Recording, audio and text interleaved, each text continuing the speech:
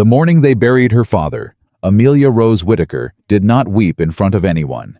She walked straight from the graveyard to the woodpile, picked up the heaviest axe she could find, and swung it until her arms could not lift anymore. The townspeople watched from the road. Some whispered, some shook their heads, and Colton Hayes, the most respected rancher in all of Wyoming territory, sat on his horse at the edge of her property and said the words that would cost him everything he thought he knew. If this story already has your heart, hit that subscribe button right now and follow Amelia's journey all the way to the end, and drop a comment telling me what city you're watching from. I want to see how far this story has traveled. The town of Harrow Creek, Wyoming territory had seen its share of newcomers. Trappers who arrived with big dreams and left with frostbitten fingers. Merchants who believed the frontier was the same as the city, only with more space. Young men who rode in with their chests puffed out and rode back east.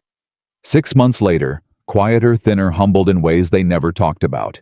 But nobody, not a single soul in Harrow Creek, had ever seen anything quite like what pulled into town on the second Tuesday of June, 1882. The stage from Cheyenne stopped in front of the dry goods store just after noon.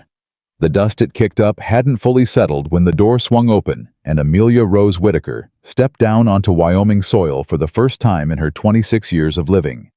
She was not what anyone expected. She wore a cotton dress the color of old cream. Practical enough for travel, but clearly made for an Eastern woman's life. The kind of dress you wore to a city market, not to a cattle ranch in the middle of nowhere.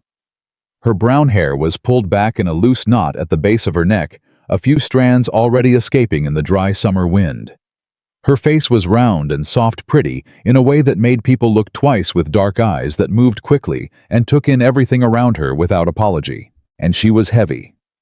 Noticeably, unmistakably heavy. The kind of full-figured woman that city gossips called unfortunate and countrymen called unsuited for hard labor. She carried her weight with a straightness of spine that suggested she had learned somewhere along the road to stop apologizing for the body she lived in. But the people of Harrow Creek did not notice her spine. They noticed everything else. "Lord have mercy," said Dottie Hargrove from the doorway of the general store, one hand pressed to her collarbone like she needed steadying. "That's Eli Whitaker's daughter." "That's what the letter said," answered her husband, not bothering to lower his voice. "She won't last a month." Amelia heard every word. She had grown up hearing words like those. They followed her like a second shadow, one she had never been able to outrun, no matter how fast she moved or how hard she worked. But she had also learned something that most people spent their whole lives forgetting: that words only had the power you handed them. She did not hand these any. She straightened her back, picked up her traveling bag from where the stage driver had dropped it in the dust, and asked the nearest person where she might find a horse to hire for the ride out to the Whitaker Ranch. The nearest person happened to be a boy of about 14 who stared at her with his mouth hanging open until his mother appeared from behind him and swatted the back of his head. 14 miles north, the mother said, and there was not much warmth in it. "Follow the main road until the creek crossing, then take the left fork." "Thank you kindly," Amelia said, and meant it. She had the horse hired and her bag strapped behind the saddle within the hour. Nobody offered to help her mount. She managed it herself. Amelia's father, Elijah Whitaker, had died 6 weeks earlier in the front room of the ranch house he had built with his own hands 30 years before. The letter from his lawyer had reached her in Philadelphia on a Thursday morning, and by the following Monday, she had packed what mattered and arranged what couldn't be moved. There had been very little in Philadelphia that couldn't be moved. She had worked as a seamstress for 8 years since she was 18, first in her aunt's shop, and then in a larger house of alterations near the market district. She was good at the work, precise with her measurements, patient with difficult customers, talented at reading what a person wanted before they could fully name it. But she had never loved it.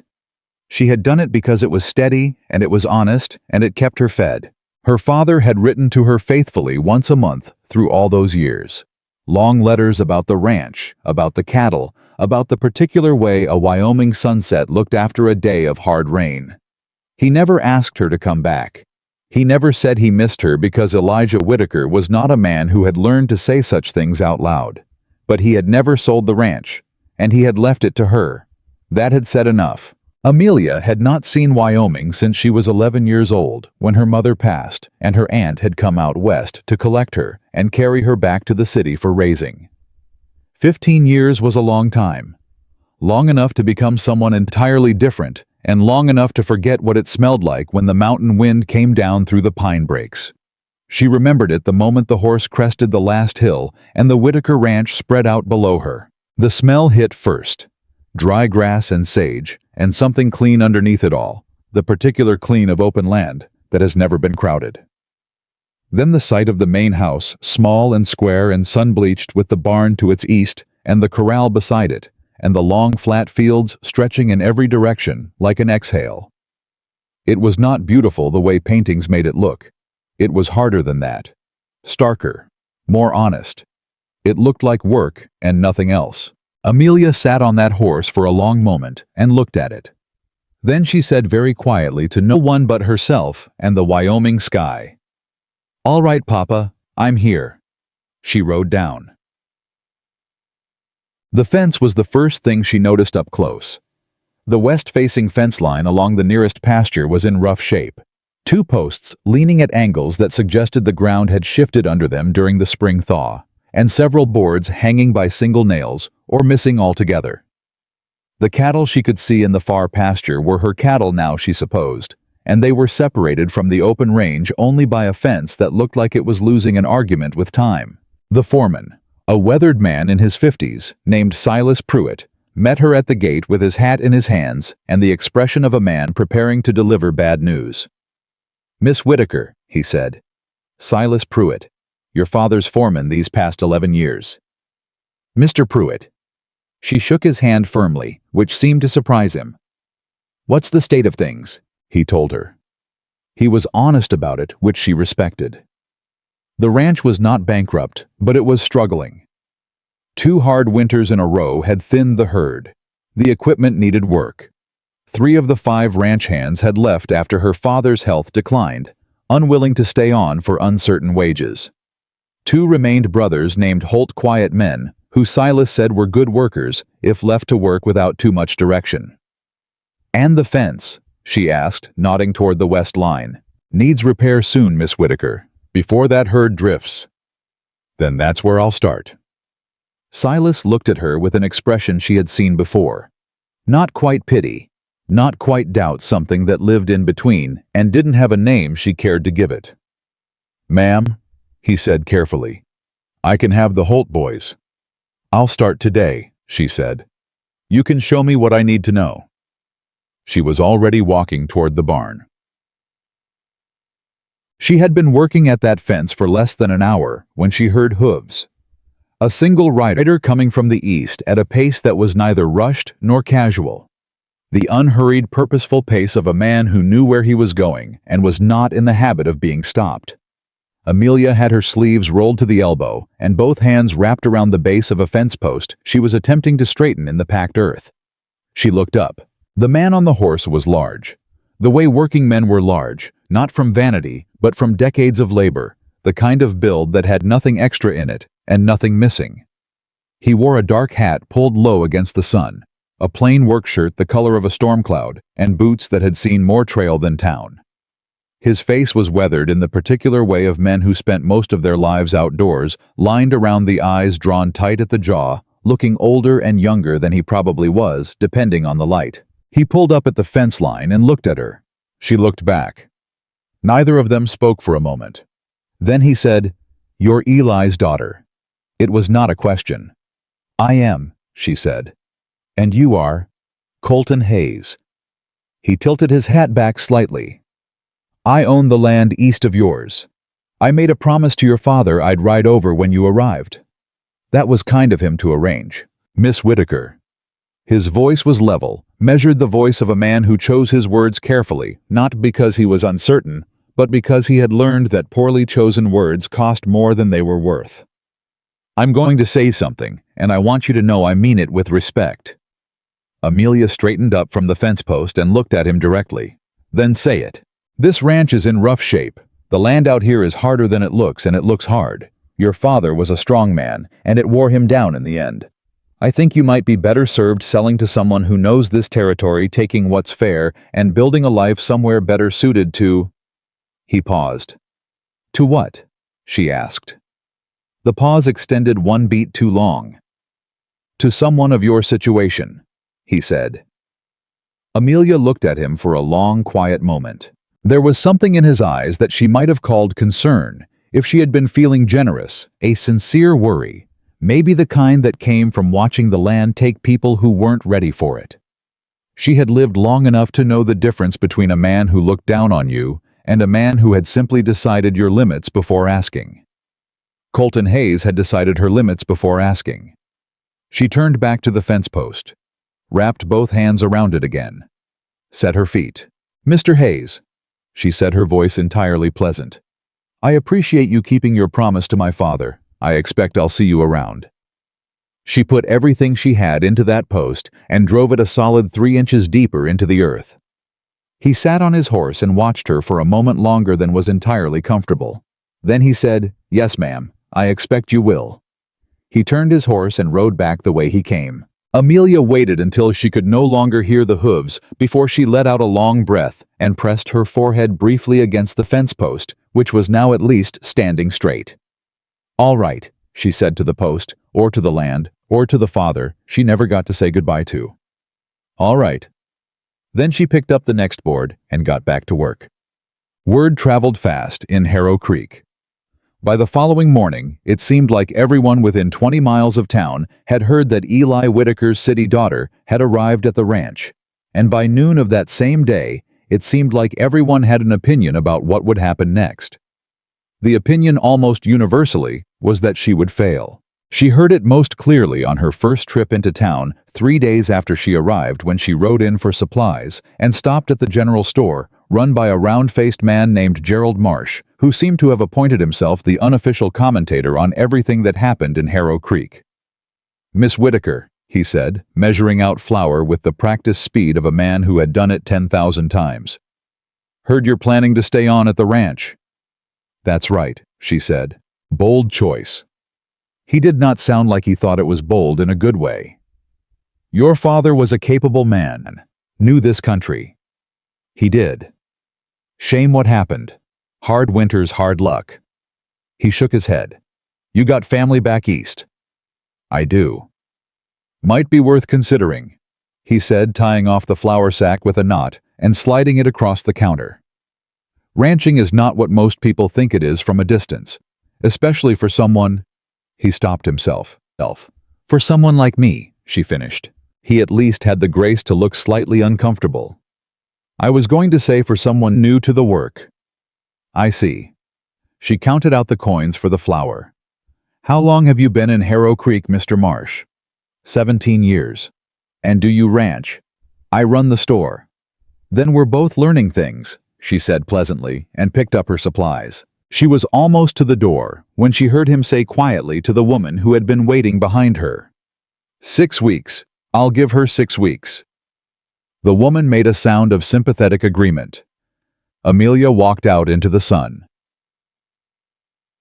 The hardest thing those first weeks was not the physical labor. The labor was brutal, she would not pretend otherwise. Muscles she did not know she had announced themselves every morning with a thoroughness that made her catch her breath when she first swung her legs over the side of the bed. Her hands, which had spent 8 years on fine needle and thread, blistered and toughened in a way that no city life had prepared them for. The sun was different out here, more direct and less forgiving, and by the end of the first week her forearms were a darker shade than she had ever known them to be. But she had expected hard work, had steeled herself for it on the long stage ride west, had made her quiet negotiations with her body during the nights when she lay awake in her father's house, listening to the strange sounds of an unfamiliar land. What she had not entirely expected was the loneliness, not the aloneness of the work itself. She had always been comfortable with her own company, had learned early that quiet and loneliness were different things, and you could choose which one silence became. But the loneliness of being watched and found wanting day after day by people who had already decided her story before she had a chance to write a single word of it. She went into town once a week for supplies. Each time she felt the eyes on her back like a physical weight, heavier than the flour sack she carried to her horse, heavier than the fence posts she drove into rocky earth. She heard the comments, most of them not even bothered to be made quietly, about her size, about her Eastern clothes, which she had replaced with more practical skirts, but which she could apparently never make Western enough, about the general implausibility of her. She learned which stores were worth entering and which were not. She learned that Clara Morgan at the dry goods shop on the far end of Main Street was the exception to most rules, a woman of about 50, with a sharp face and sharper eyes, who treated Amelia exactly like she treated everyone else, which was with brisk efficiency and no nonsense in any direction. "You'll want heavier gloves than those," Clara said on Amelia's second visit, nodding at the work gloves she had purchased from Marsh's store. "Those'll wear through by end of the month. I've got better." "Show me," Amelia said. Clara showed her. The gloves were twice the price and worth 5 times what she paid. On her third visit, Clara said nothing at all. For a moment, just looked at Amelia's hands calloused and browned, now no longer anything like a seamstress's hands, and then nodded in a way that felt oddly like a verdict. "You're staying," Clara said. "I'm staying," Amelia confirmed. Clara nodded again. "Then you'll need to know some things about this territory that nobody will tell you because they don't think you need to know them," she told her. For an hour over coffee that tasted like it had been boiled in a boot, Clara Morgan told her the things that mattered, which wells could be trusted in dry months, which families would help in a crisis, and which would watch you drown first, which suppliers were honest, and which sold short measures, and which roads turned to impassable mud before most people realized it was going to rain. Amelia listened to all of it and remembered every word. When she left, Clara said from the doorway, "For what it's worth, Miss Whitaker, your father talked about you more than he talked about anything else." Amelia stopped on the boardwalk. "He never said much in his letters," she said, and her voice was very quiet. "No," Clara agreed. "He wasn't much for saying, he was more for doing. You take after him." It was the kindest thing anyone in Wyoming had said to her so far. She rode home with it tucked somewhere close, and did not let herself cry until she was well past the edge of town, where nobody could see. Colton Hayes came back on a Wednesday. Amelia was splitting wood behind the main house, the winter supply which Silas had pointed out was dangerously low for a ranch planning to operate through a Wyoming winter. She had been at it since early morning, working through the mountain of unsplit logs, with a methodical focus that she had discovered was the only way to make a large task survivable, one log at a time. Eyes on the piece in front of you, not the pile behind. She heard his horse and did not stop. He rode around the side of the house and pulled up. Watched her set a log, raise the axe, bring it down. The split was clean. She set the halves aside and reached for another. "Miss Whitaker," he said. "Mr. Hayes." She set the log, raised the axe. "I wanted to check," the axe came down, "on how things were going." She set the halves aside, reached for another log. "Things are going." There was a pause. "You're cutting your winter wood," he said. "I am." "That's a month's work at least." "Then I'd better not stop to talk overly long." She set the log on the block. He was quiet for a moment. She could feel him watching her, not the way the men in town watched her with that particular combination of doubt and dismissal, but in a way she couldn't entirely name. More careful than that. More attentive. "I said something the other day," he said, "that I've been thinking about." She brought the axe down. "Have you?" "I said this land wasn't suited to someone of your situation." That was a poorly chosen phrase. "It was honest," she said. She reached for another log, not looking at him. "I'd rather have honest than careful. I'm not sure those have to be different things." She stopped, looked up at him, then one hand on the axe handle. He met her gaze steadily. This she noticed that he met it, rather than sliding away from it, like most people did when they realized she was looking back directly. "What exactly are you concerned about, Mr. Hayes?" she asked. "My ability to work, my knowledge of ranching, or something else?" He tilted his hat back and looked at her for a long moment. "There's a man named Henry Caldwell," he said. "He owns the biggest operation in this county 3 times over." He's been watching this ranch for 2 years, waiting for your father to have a bad enough season that he'd consider selling. Now your father is gone, and Caldwell has already sent one representative out here to make an inquiry." Amelia went very still.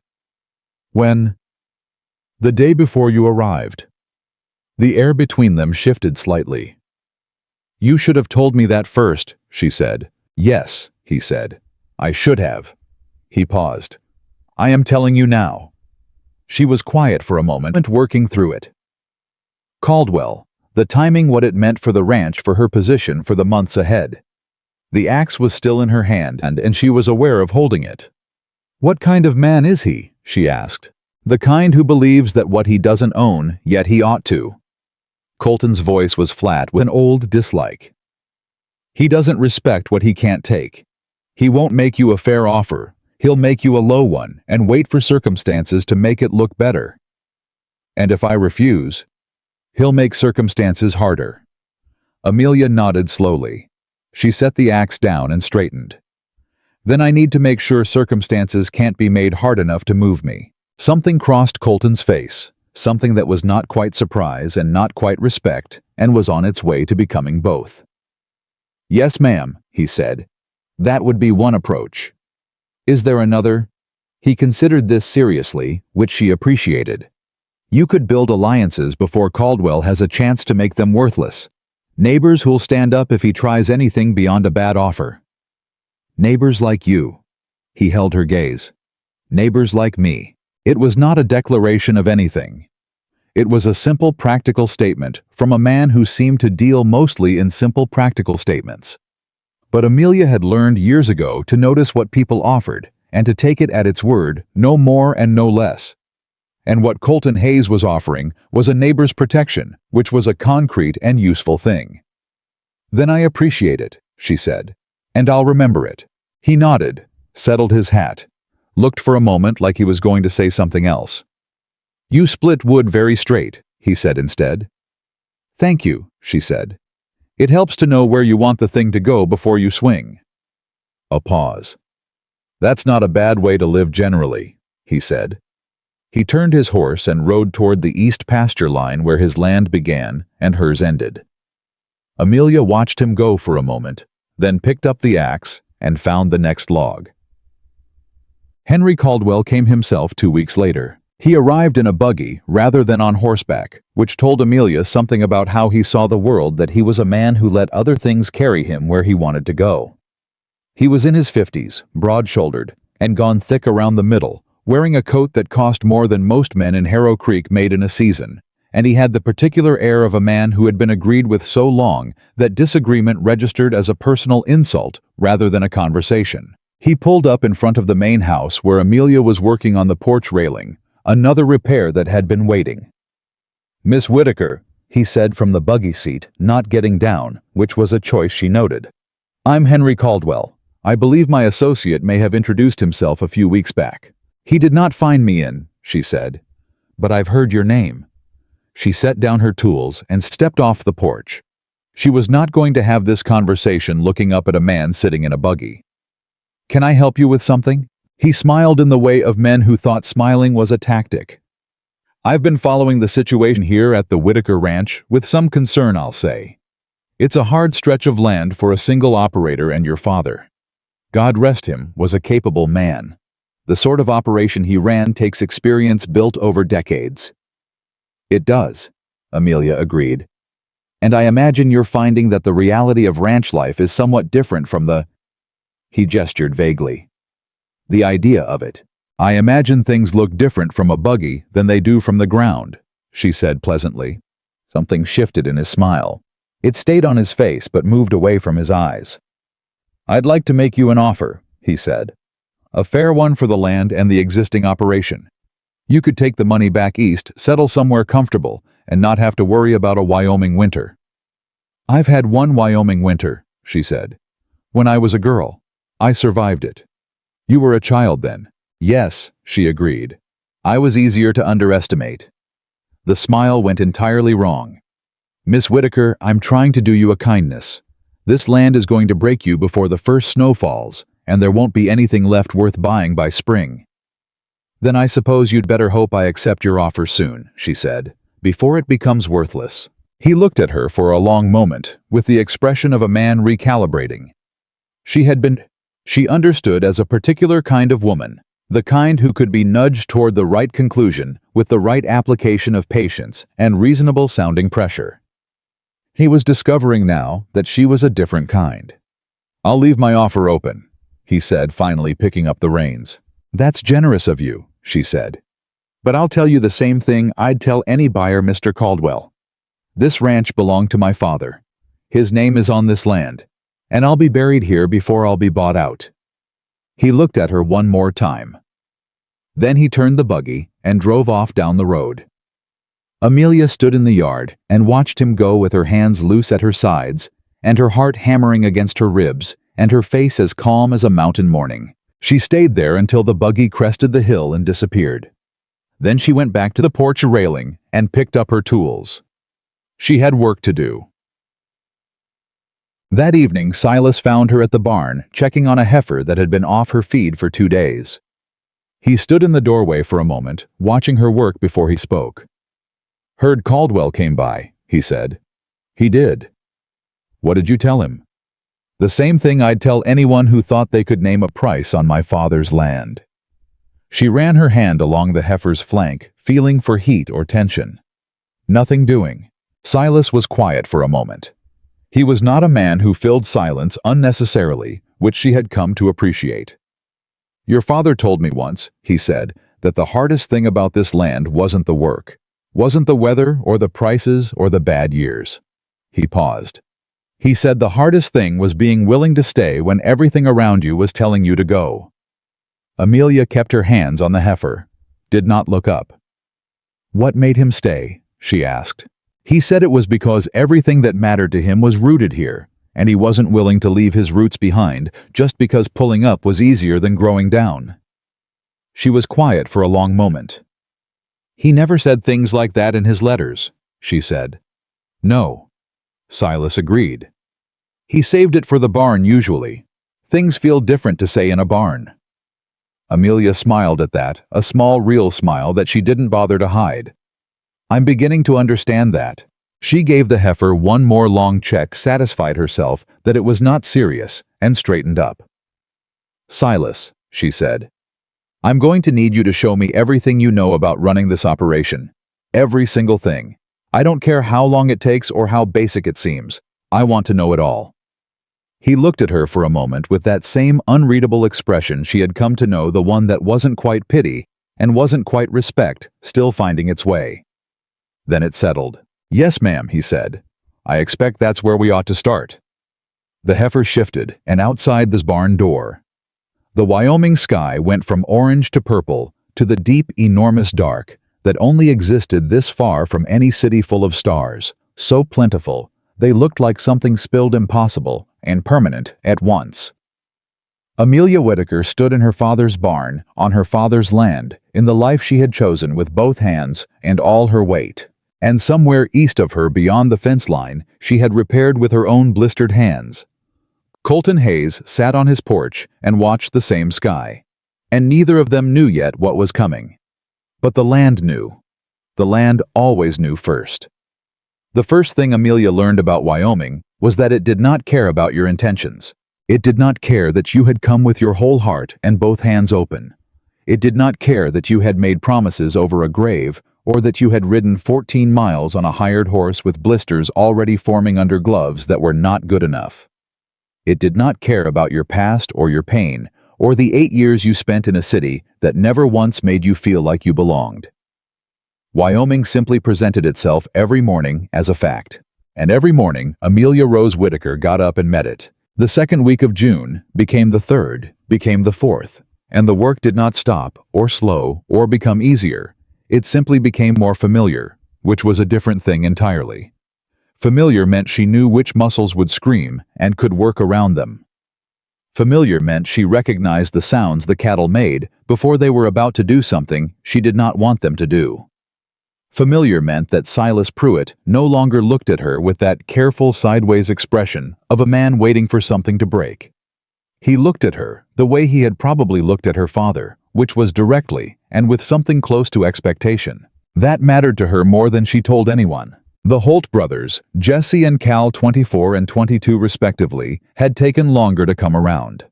They were not unkind exactly. They were Wyoming quiet, in the way of men who had grown up with more land than people around them and had calibrated accordingly. They did their work without complaint and without much communication beyond what the work required. And in the first 2 weeks, they had treated Amelia with the particular brand of careful politeness that people reserved for those they were not sure would stay. It was Cal who shifted first. He shifted on a Thursday morning when Amelia arrived at the barn at 5:30, a full half hour before Silas had asked her to be there, and found Cal already in with a horse that had thrown a shoe the evening before. He was working the hoof, carefully checking the condition of the wall before reshaping for a new shoe, and he looked up when she came in with the expression of someone who expected to be interrupted. She picked up a lantern from the hook, brought it close enough to light his work without blinding the horse, and held it steady. He looked at the lantern, looked at her, looked back at the hoof. They worked like that for 40 minutes without speaking, and when he was done and the horse was settled and sound again, Cal Holt said, "Thank you, Miss Whitaker." "Amelia," she said. He looked at her. "My name is Amelia," she said. "Miss Whitaker was my grandmother, and I understand she was a difficult woman." Something in his face cracked open very slightly. Not quite a smile, but the shape a smile might take if it had room to grow. "Yes, ma'am," he said. "Amelia." Jesse held out another week before he stopped calling her Miss Whitaker too. But she noticed in the meantime that both brothers had started finishing their work before dark without being asked, and that the equipment she requested on Tuesday was ready by Wednesday morning, and that someone she never found out who had repaired the hinge on the barn's east door that had been hanging wrong since before she arrived. Small things. But the ranch ran on small things, and she was learning to notice every one of them. What she had not anticipated, what no one had thought to warn her about, was Henry Caldwell's next move. She learned it not from Caldwell himself, but from Clara Morgan, who sent word one morning through Silas that Amelia should stop by the dry goods store at her next opportunity. Clara was alone in the store when Amelia arrived, which she suspected was not accidental. "Sit down," Clara said, pouring coffee without asking. Amelia sat. "What's happened?" "Caldwell has been talking." Clara set the cup down and leaned both hands on the counter. "In the saloon at the stockmen's meeting last week, wherever men gather and believe women aren't listening, he's been saying the Whitaker Ranch is in worse shape than people know. Saying the cattle are understocked, the equipment is failing, the land's been mismanaged." "Some of that is true," Amelia said. "The truth of it isn't the point. The point is, he's saying it to the right people, the buyers, the suppliers, the men who extend credit when operations hit a hard patch." Clara looked at her levelly. "He's trying to make sure that when you need help, it won't come." Amelia was quiet for a moment, her hands around the coffee cup. "He's trying to isolate me," she said. "He's trying to make the land worthless enough that any offer looks good," Clara corrected. "And he's patient. He's done it before. There was a family, the Holloways, 3 years back. Fine operation, good land.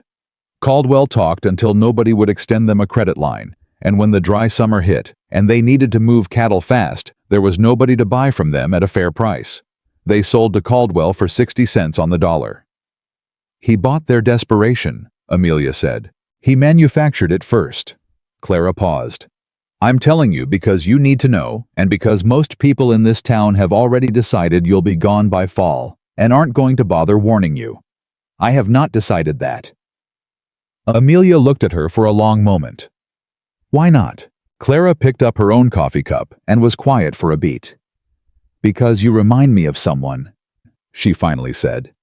"And I spent 30 years wishing someone had told that person the hard things before the hard things arrived." She didn't say who. Amelia didn't ask. "Tell me what I need to do," Amelia said. Clara told her. It was not a short conversation. Amelia rode home with a list in her head and a tightness in her chest that she refused to call fear and instead called information. Information she now had that she hadn't had before, which made her better positioned than she was this morning, which meant the conversation had been worth the hard news it carried.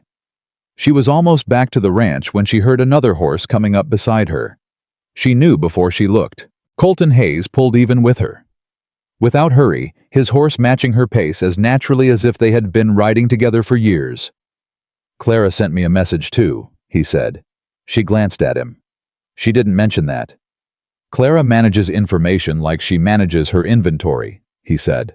"Strategically." Amelia almost smiled. "What did she tell you? What Caldwell is doing? What he's planning?" His jaw was tight in the way she had begun to recognize not anger exactly, but the compression of something he felt strongly and was choosing to express carefully. "I want you to know that what he told the buyers about your herd is wrong. I'll say so to any of them who'll listen." "And will they?" "Some." He paused.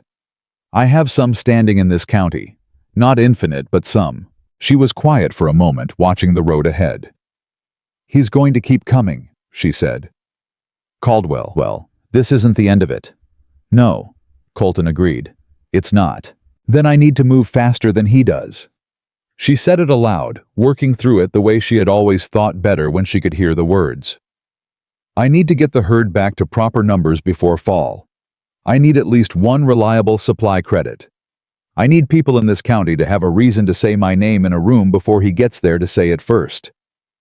Colton rode beside her and was quiet for a moment. "There's a cattle auction in Laramie in 3 weeks," he said. "Good stock at reasonable prices because it's a secondary sale, not the main summer market. If you bought there, you'd get better animals for less than Caldwell would like, and you'd be seen buying, which tells a story." "What story?" "That you're investing, not retreating." She thought about her finances, the careful accounting she had done in the week after she arrived, the numbers she had arranged and rearranged in the lamplight, trying to find a configuration that made the future look possible. Laramie was not impossible. Not comfortable, but not impossible. "I'll need someone who knows the stock," she said. "I can read cattle, but not well enough yet for an auction."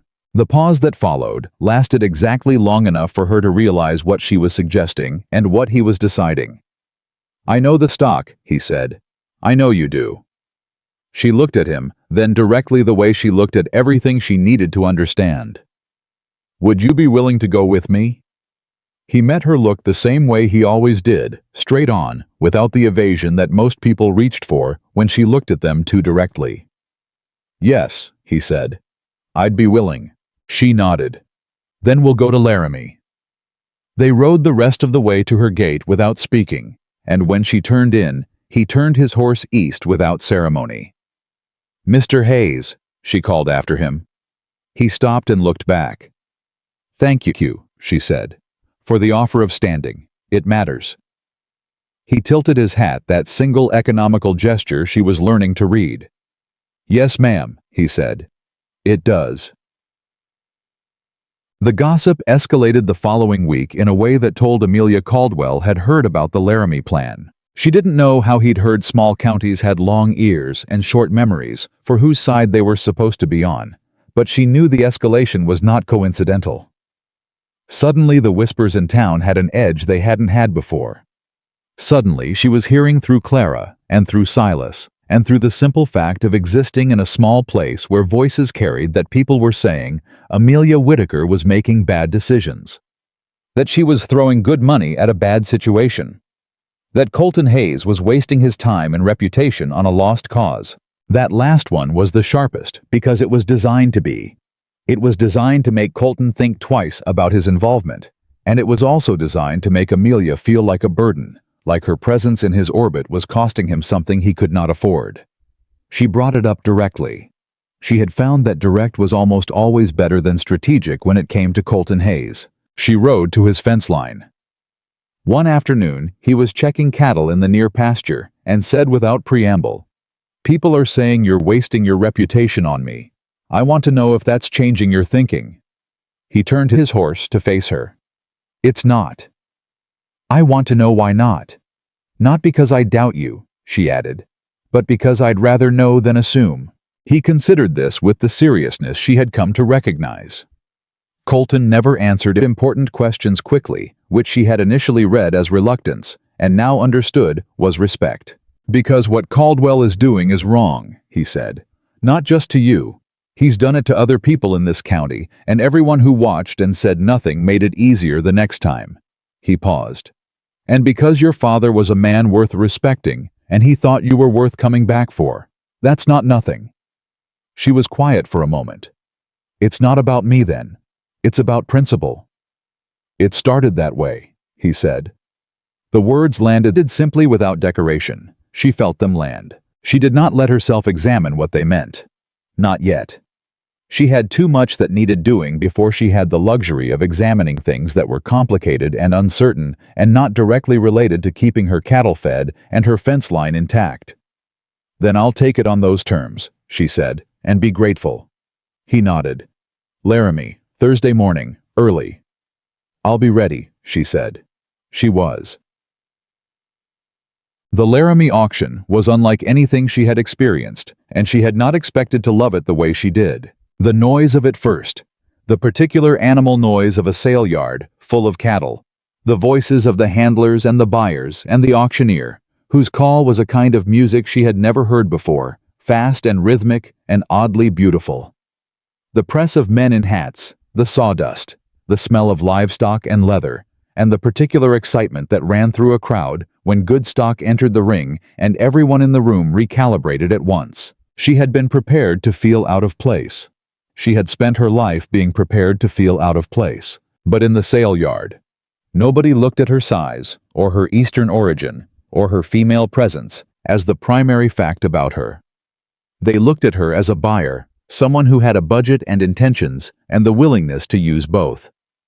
And once Colton Hayes was seen standing at her shoulder, consulting quietly with her about each lot that came through, the looks shifted to a kind of respectful curiosity that she recognized as the first step toward acceptance. I was good at it.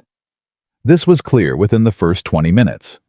He watched the cattle with an attention that was almost meditative, tracking their movement, their weight, the condition of their coats and hooves, the way they held their heads.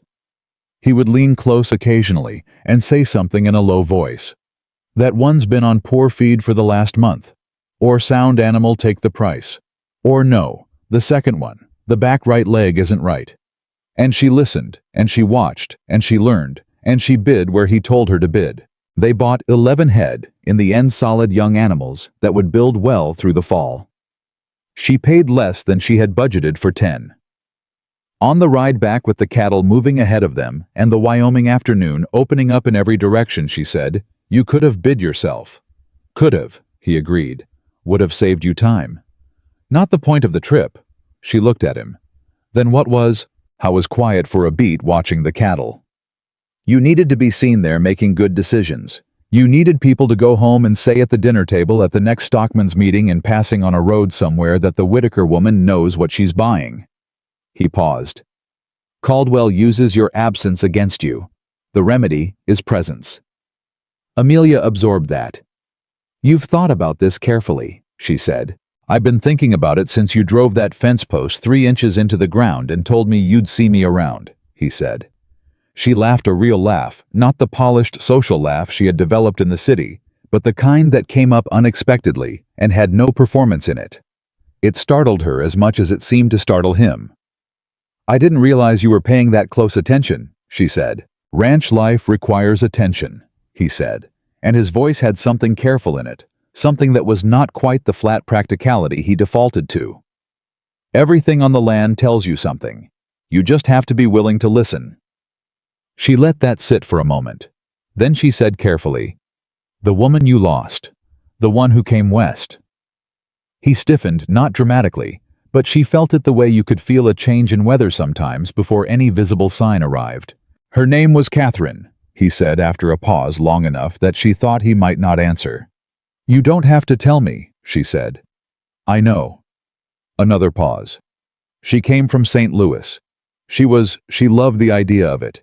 The West, the open land, the life. She had read about it the way people do when they don't know it yet." He was quiet. "She tried, Amelia. I want you to know that. She tried for 2 years. It was the first time he had used her given name. She was not certain he had noticed. "What happened?" she asked. "She went home," he said. On a Tuesday in November, when the snow had been down for 2 weeks and there was no sign of it stopping. She packed her things, and she went to the stage, and she said she was sorry. He paused. She said she loved me, but she couldn't love this, and she had thought she could, and she was sorry she had been wrong. The cattle moved steadily ahead of them through the golden afternoon light. "Did she reach St. Louis safely?" Amelia asked. He glanced at her, and she could see in his expression that he had expected a different question. Something about his grief or his recovery, or whether he had tried to stop her. "Yes," he said. "She did. She married a man who sold insurance and had 3 children." "Good," Amelia said. He looked at her. "I mean it," she said. "Good. She was honest with you about what she needed, and she's living a life she can sustain. That's not a betrayal.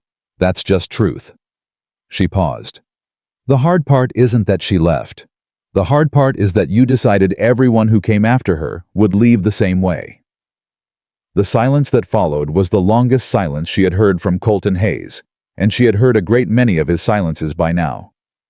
"Yes," he said finally. "I reckon that's it." She did not push further. It was enough for now.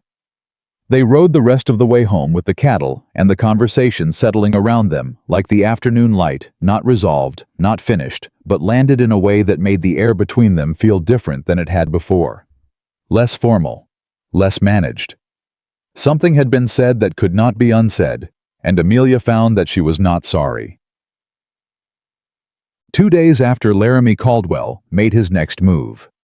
It came not through representatives or rumors, this time, but through legal paper delivered to her door by a man in a suit who was not from Harrow Creek.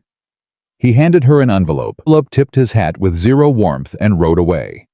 She opened it at the kitchen table with Silas standing in the doorway. The document inside informed her in careful legal language that there was a recorded dispute regarding 3 acres along the southern fence line of the Whitaker Ranch, specifically a portion of the creek access, which Henry Caldwell was claiming had been improperly recorded in the original land grant, and was in fact part of the eastern range historically associated with what was now Caldwell land. Amelia read it twice. Then she set it on the table. "He's challenging the land deed," she said. Silas came and read it over her shoulder. His silence was its own kind of answer. "Can he do this?" she asked. "He can file the dispute," Silas said carefully. "Whether he can win it is another matter, but filing it puts a question mark on the title, and a question mark on the title means nobody will extend credit against land that might not be legally clear," she finished. "Yes, ma'am." She sat with that for a moment. The creek access was not a cosmetic issue. It was how the south pasture cattle watered in the dry months, and everyone in this county knew it, including Caldwell and whatever lawyer he was using. "He's not trying to win the dispute," she said slowly. "He's trying to make it expensive enough to fight that I can't fight anything else at the same time."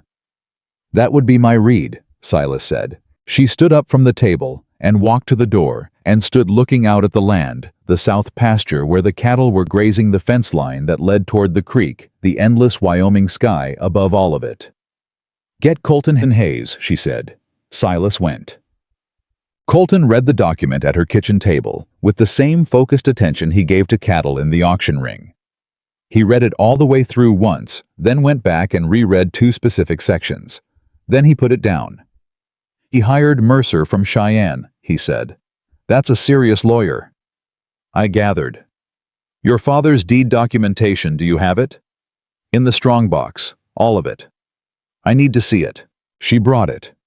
He spread it on the table and cross-referenced it with Caldwell's filing methodically, without speaking.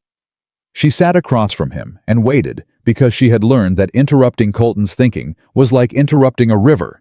You could do it, but the river would simply find another way around. Finally, he sat back. "There's a survey from 1871 that describes the creek boundary line as running 6 feet east of the oak stand at the bend. If that survey still exists in the county records, this filing falls apart." "Will it still exist?" He looked at her. "Depends on whether Caldwell got there first." The words sat between them like a stone dropped in still water. "Then I need to get to the county records before he does," she said. "We need to leave tomorrow morning." She was already standing. Then I'll be ready. Amelia. He stopped her with her name, and she stopped. He had used it twice now. She was counting, and she could not entirely explain why. This is going to get harder before it gets easier. Caldwell doesn't back down because someone pushes back. He escalates. I know, she said. I want to know if you're prepared for that. She looked at him across the table, across the deed documents, and the legal filing, and the evidence of a man who had decided her land was available, and her determination was a problem to be solved rather than a wall to be respected. Mr. Hayes, she said very quietly, I buried my father 6 weeks ago and rode 14 miles on a hired horse to a house I'd never lived in to fight for a life I'd never tried to live. If I wasn't prepared for hard, I wouldn't be standing here. He looked at her for a long moment. No, he said. I don't suppose you would be. They left at first light, which in Wyoming in July was earlier than most people back east would have believed possible. The county records office in Buffalo was a room at the back of the courthouse staffed by a man named Garrett, who was extremely fond of his filing system and deeply suspicious of anyone who wanted to disturb it. Amelia charmed him. This was something Colton had not anticipated, and she could see it in his face, the slight recalibration, the adjustment to a version of her he hadn't yet observed. In town with people who had already decided what they thought of her, Amelia carried herself with that particular brand of quiet determination that made people either respect her or dig in deeper against her. But with Garrett, who had no prior opinion, and was simply a man who loved his records and wanted to believe people cared about them as much as he did, she was different. She asked him about the filing system. She asked him what the oldest document in his care was. She admired the organization with an appreciation that was not false. She had, after all, spent 8 years as a seamstress, and a seamstress understood the value of a good system maintained with care.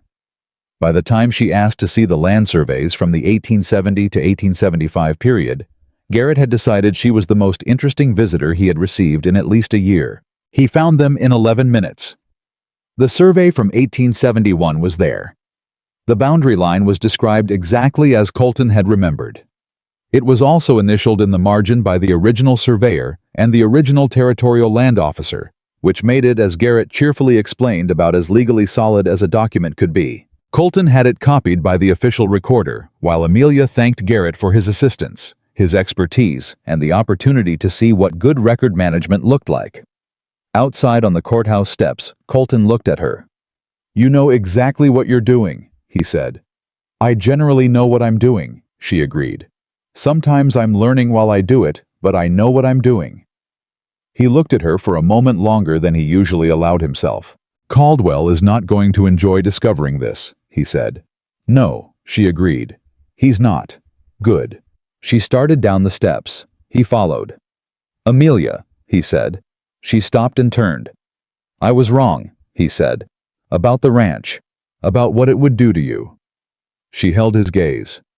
You weren't entirely wrong, she said. The ranch is hard. It is harder than I expected in ways I couldn't have predicted. She paused. But you were wrong about me. Yes, he said simply. I was wrong about you. She nodded once, turned and kept walking. But something had shifted in the air between them, something that had been building for weeks in small increments, like water working slowly at stone, and had finally opened a new channel that hadn't been there before. She could feel it. And from the way he walked beside her, closer than he needed to, matching her stride without being asked, she was fairly certain he could feel it too. The survey copy went to her lawyer in Cheyenne the following week, and the lawyer wrote back to say that Caldwell's filing would almost certainly be dismissed. Probably within 60 days. 60 days was not nothing. 60 days was a long time in the life of a ranch running tight, and a reputation that needed defending, and a man with resources who was not done trying. She knew it. Colton knew it. Silas knew it. But Amelia also knew something that Caldwell did not appear to have accounted for, that every time he pushed, she learned something. She learned the law, or she learned the land, or she learned the county, or she learned the people in it, and which ones had more integrity than they'd been given credit for, and which ones had less. She was learning at a rate that surprised even herself. And she was not the only one who had noticed. On the first Friday of August, she rode into Harrow Creek for supplies, and Clara Morgan met her at the door of the dry goods store before she had even tied her horse. "People are talking," Clara said. "People are always talking," Amelia said. "Different talking than before," Clara said. "The good kind. Word got back about the survey, about the records office, about what you found." She looked at Amelia with those sharp eyes that took in everything. "You've got people in this county who are watching to see which way you'd fall. You haven't fallen." "I haven't had time," Amelia said. "No," Clara agreed, and there was something that might have been warmth working its way through her voice carefully, like a plant finding light through a small opening. "I suppose you haven't." In the store, while Clara was pulling the items on her list, a man Amelia had seen at the auction in Laramie stopped in the doorway. His name was Marcus Reeve, and he ran a cattle operation of medium size about 6 miles northeast of town, and he had one of those faces that seemed to be waiting to see which way the wind was going before committing to an expression. He looked at Amelia for a moment. Then he tipped his hat. "Miss Whitaker," he said. "Good cattle you bought at Laramie. Smart picks." "Thank you, Mr. Reeve," she said.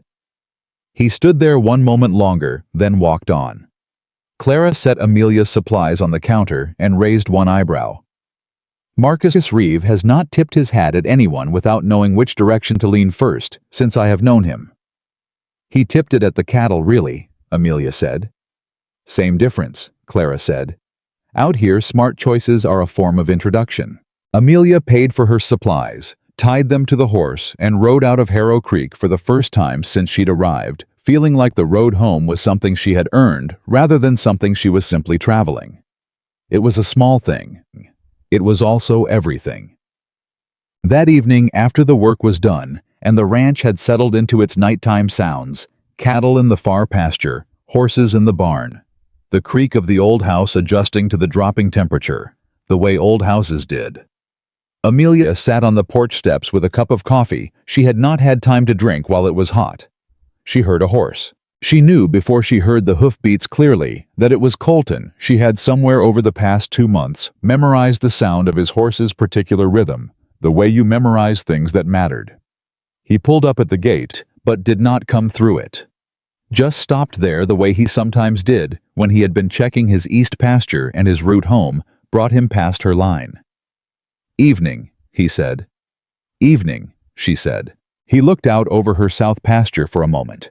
The cattle in the distance, her 11 new additions from Laramie, already integrated and grazing. "They're settling in," he said. "They are." "Good." He was quiet. Then, "You all right?" She considered the question seriously, the way it deserved. Because it was a simple question that contained several more complicated ones, and Colton was not a man who asked things he didn't mean. "I'm tired," she said. "But it's a different kind of tired than I started with. The kind that comes from doing rather than from waiting." He nodded slowly. "That's the right kind," he said. She looked up at him, this man on his horse at her fence line, who had come to send her away and stayed to help her fight, who had buried something of his own in the past, and was carefully, reluctantly learning that the past was not always a reliable guide to the future. She thought about what she was going to say and decided not to say it. Instead, she said, "It's a good night." "Yes," he agreed. "It is." He sat there for another moment, long enough that she felt it had meaning, short enough that neither of them had to name what the meaning was. Then he turned his horse east. She watched him go. She finished her cold coffee and went inside. And somewhere in the dark beyond the fence line in the land they both loved, and neither of them had been willing to give up something that neither of them had planned, was taking quiet, deliberate root. It would not be named yet, but it was growing. And the land, as always, knew first. The land gave warnings before it broke. Amelia had learned this the way she had learned most things about Wyoming, not from a book or a lesson, but from paying attention to what was in front of her until it started making sense. The cattle grew restless a full day before a bad storm. The horses pressed to the south side of the corral.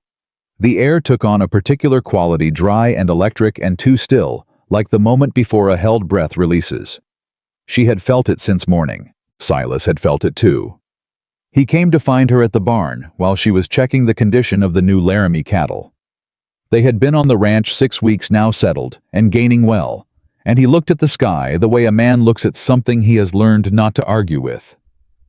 "Storm coming," he said. "Bad one." "How long?" "Tonight, maybe before dark." She looked at the south pasture.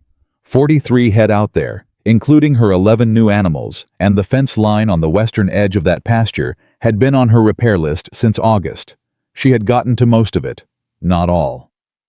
"The west section of the south fence," she said. "I know," Silas said. "If that section goes in a hard wind, the herd pushes west and hits open range," he finished. "The creek draws them further. By morning we'd be pulling cattle out of 3 miles of rough country." She was already walking. "Jesse and Cal," she said over her shoulder. "I'll get them." They spent the afternoon reinforcing what they could. Jesse on one end, Cal on the other, Silas directing, and Amelia in the middle, driving posts and stretching wire, with the same methodical focus she brought to everything she had decided needed doing. The work was hard and faster than it should have been, which meant it was not as good as it should have been, and she knew it, and drove herself harder trying to close the gap between what was possible and what was necessary. By 4 in the afternoon, the sky had gone the color of a bruise. By 5, the wind had started. Colton rode up at 5:30 with 2 of his own hands. Older men experienced who took one look at the sky and the fence line and dismounted without being asked. "Wind's coming from the northwest," he said, pulling up beside Amelia. "That section."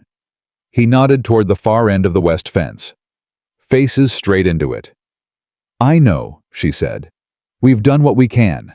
He looked at the work she and her crew had done, and she saw him reading it the way he read everything, carefully, without drama. With the practical eye of a man who had seen both what was sufficient and what was not. "It'll hold most of it," he said. "The far corner post is still soft," she said. "The ground's too hard to drive it deeper without the right equipment. We tried." I didn't say anything else about it. He pulled on his work gloves and went to that corner himself and spent 20 minutes doing things she could not fully see in the dimming light. And when he came back, the post was not perfect, but it was better. The first real gust hit before sunset, and it hit the way Wyoming storms hit, not as a warning, but as an arrival full force, with nothing polite or graduated about it.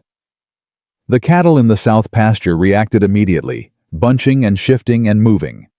The way prey animals moved when something large and dangerous was approaching from a direction they couldn't see. "They're going to press the fence," Jesse said. "I know," Amelia said. She was already moving toward the gate. Duh. What happened next happened in the way that dangerous things often happened quickly, and in a sequence that made perfect sense afterward, and no sense at all while it was occurring. The northwest corner post held. The section 20 feet south of it did not. She heard it go a sharp crack above the wind, and then the particular sound of wire releasing under tension, a sound she had learned to recognize and had hoped she would not hear tonight. She turned, and she saw the gap opening in the fence line, and she saw the nearest cattle already moving toward it, with the inexorable momentum of large animals that have found a way through something that was supposed to stop them. "The gap," she called. Cal and Jesse were already running. Silas was shouting something she couldn't hear over the wind. Colton's 2 men moved to intercept the leading cattle, and the wind hit again harder and the cattle panicked. Not all of them. Maybe 15, the front of the herd, the ones nearest the break, carried by momentum and fear into the gap and through it, and out into the open land west of the fence, before anyone could get there fast enough. The rest pressed and milled, but stayed contained, as Cal and Jesse threw themselves at the gap and began improvising a block with whatever materials were immediately at hand. 15 head in open range in a building storm, with dark coming fast. Amelia looked at the gap, looked at Cal and Jesse, who were handling the containment as well as it could be handled, and then looked west toward the open land where her cattle had disappeared into the wind and the failing light. "Stay with the fence," she told Silas. "Keep the rest in." Amelia. She was already at her horse. Colton caught up with her before she had gone 100 yards past the fence line. "Wait," he started. "I'm not waiting," she said, not slowing. "Those are my cattle. You don't know this ground in the dark. Then ride with me." He rode with her. The land west of her fence line was rougher than her own broken ground, with dry creek beds that could turn a horse's ankle, stands of brush that hid themselves until you were in them, drops in elevation that didn't announce themselves. She had ridden this direction twice in daylight. The version she was riding now in near dark, with the wind throwing grit against her face, and the sound of it making it hard to hear. Anything was a different country entirely. But she could hear the cattle, not clearly. The wind took the sound and distorted it. But underneath the wind, intermittently, she could hear the particular lowing of scared animals moving in a group, and she followed it the way she had learned to follow things she couldn't fully see, by trusting the information she had and moving toward it. Colton stayed at her shoulder. He didn't try to take the lead. He didn't try to redirect her. He read the ground on her left side and called out once, "Dip ahead 6 feet," and she adjusted, and they were through it. She found the cattle at the creek draw exactly as Silas had predicted. 15 head jammed against the bank where the creek bed made a natural funnel, confused and loud and too close together, and she could see immediately that 3 of them were going to try to push further north along the draw if she didn't get around them. To Colton. She took the right. What followed was 20 minutes of work that she could not have done alone, and would not have been able to do with someone less capable than Colton Hayes at her left. Moving cattle in bad conditions required a particular combination of pressure and release of reading which animal was going to move, which direction, half a second before it moved, of using the horse as an extension of intention rather than just transportation. She had been learning this for months. She was not expert, but she was good enough, and Colton was excellent, and between them, they got the cattle turned and moving east back toward the gap in the fence. In a time that Silas told her later was frankly remarkable given the conditions. She did not feel remarkable. She felt soaked through and windburned and more tired than she had been since the first week she arrived, and her horse was blowing hard, and she had lost her hat somewhere in the draw, and there was a cut on her left palm from a wire she had grabbed without thinking. But all 15 head were through the improvised gap in the fence and back in the pasture, and Cal and Jesse had done extraordinary work holding the gap against the remaining herd while they were gone, and by the time Amelia dismounted, her legs were shaking in a way she would not have admitted to anyone. She admitted it to the horse briefly, with her forehead pressed to the animal's neck, while she waited for the shaking to stop. The storm came fully down within the hour. They sheltered in the barn. Amelia, Silas, the Holt brothers, and Colton's 2 hands, who had been introduced to her only as Gus and Raymond, and whom she resolved to thank properly when she had the capacity for proper anything. Colton's horse was in the barn alongside her own. Colton was somewhere behind her. She was sitting on an overturned feed bucket, with her cut hand wrapped in a strip of cloth that Silas had provided without commentary, which was the kind of practical care she had come to rely on him for. Colton sat down on the ground with his back against a stall post about 4 feet away. They were quiet for a while. The storm was loud enough that quiet was easy. Then Colton said, "You should have waited." "You've said that already," she said. "I'm saying it again. And I'm telling you again that I wasn't going to watch my cattle push into that creek draw in the dark and wait for morning to see what was left of them." She looked at him. "Would you have waited if it was your herd?" He was quiet for a moment. "No," he said. "Then don't ask me to do what you wouldn't do yourself." Another silence. The rain was hitting the barn roof in a way that made conversation feel both harder and easier, harder, because of the volume, easier, because the storm created a kind of privacy that the open Wyoming daylight never did. "You knew where they'd go," he said. "The creek draw. You knew before we got out there." Silas told me the first week. He told me where everything drained in a hard rain, where the cattle moved when they were scared, which draws they'd funnel into. She paused. I listened. "Most people don't," he said. "Most people are impatient." She flexed her wrapped hand, carefully testing the cut. "I've spent most of my life being told my attention to things that seemed small was excessive. Turned out, it was useful." I was looking at her. She could feel it the way she had learned to feel his attention, distinct from other people's, more direct, less filtered. "What?" she said. "Nothing," he said. "Colton." He was quiet for one more beat.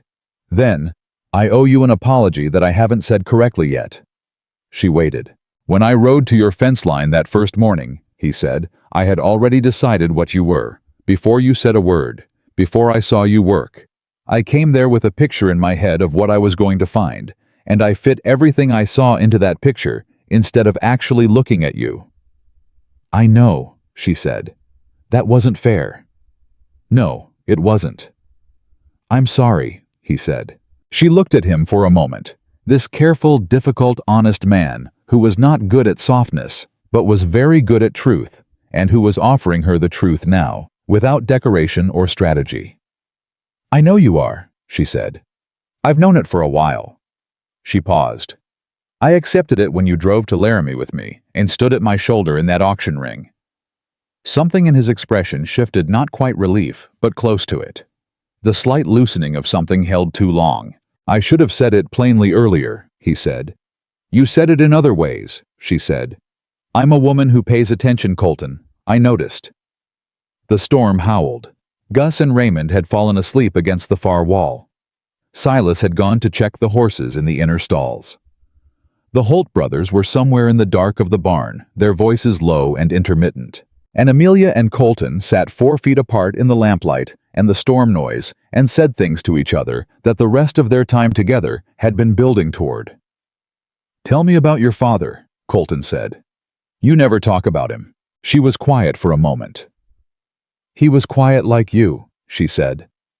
"Not in the same way you're quiet because you're thinking. He was quiet because he didn't trust words to carry what he meant. He always felt that things said out loud lost something in the saying." She paused. "He wrote to me every month for 15 years. Long letters. He talked about the land the way you might talk about a person you'd been with a long time. Its moods, its needs, its particular ways of being difficult and beautiful. He loved it," Colton said. "More than anything except my mother, and she'd been gone so long I think the land had taken the place she used to occupy." She paused. "I think that's why he left it to me instead of selling. Not because he thought I could run it, he'd never seen me work in my life, but because he needed it to go somewhere that would love it back." Colton was quiet. "That's why you're fighting Caldwell so hard," he said. "I'm fighting Caldwell because he's wrong," she said. "And I'm fighting him because my father's name is on that land, and I'm not going to be the one who lets it go for 60 cents on the dollar to a man who wants it as a number on a ledger." She paused. "But yes, also because the land asked something of me when I rode over that hill the first day, and I said yes to it. And I don't unsay things." He was looking at her again. "What?" she said for the second time. "I'm thinking," he said, "that I have spent years believing that the right thing to do with someone you care about is to protect them from difficulty." She went very still.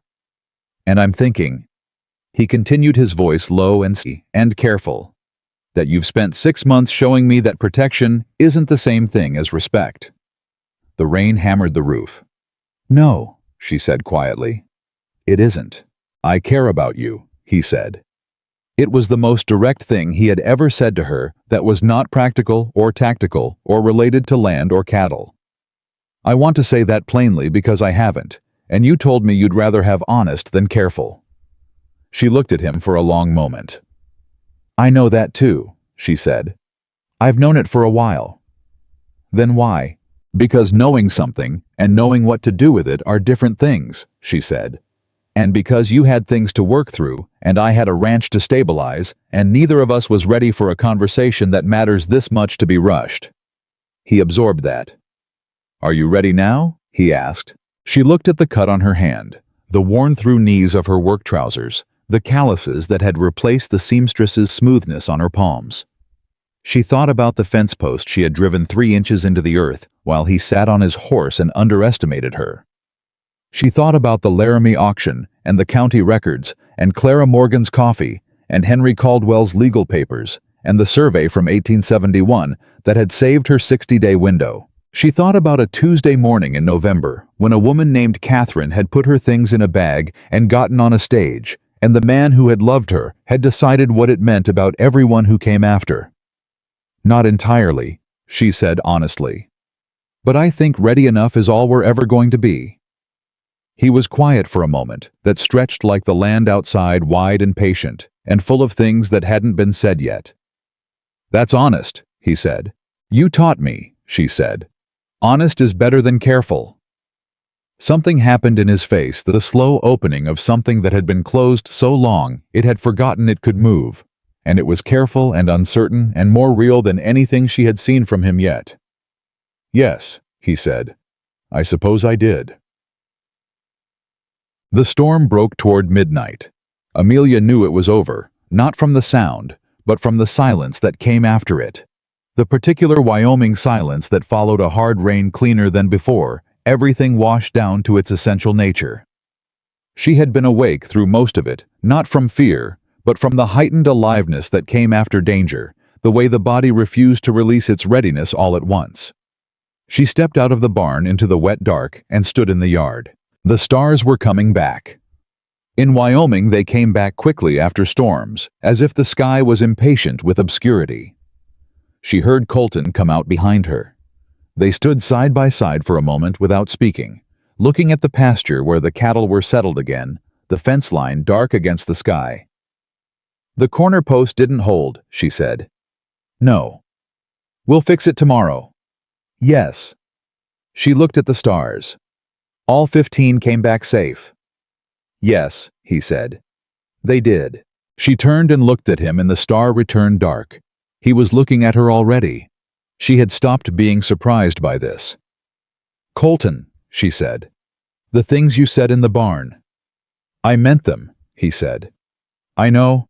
I meant mine too." She held his gaze. "I just want you to know that I am not Catherine. I know you know that, but I want to say it plainly because you deal better with plain things." He was very still. "I am not going to get on a stage in November," she said.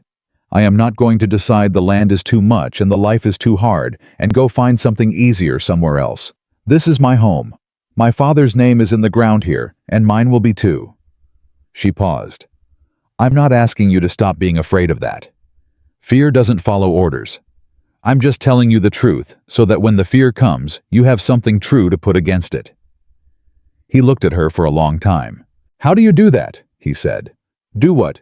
Say the thing that's needed. Exactly the thing. Every time." "I spent 8 years in a city listening to people talk around what they meant," she said. "I got very tired of it." He made a sound that was not quite a laugh, but was closer to one than anything she had heard from him before.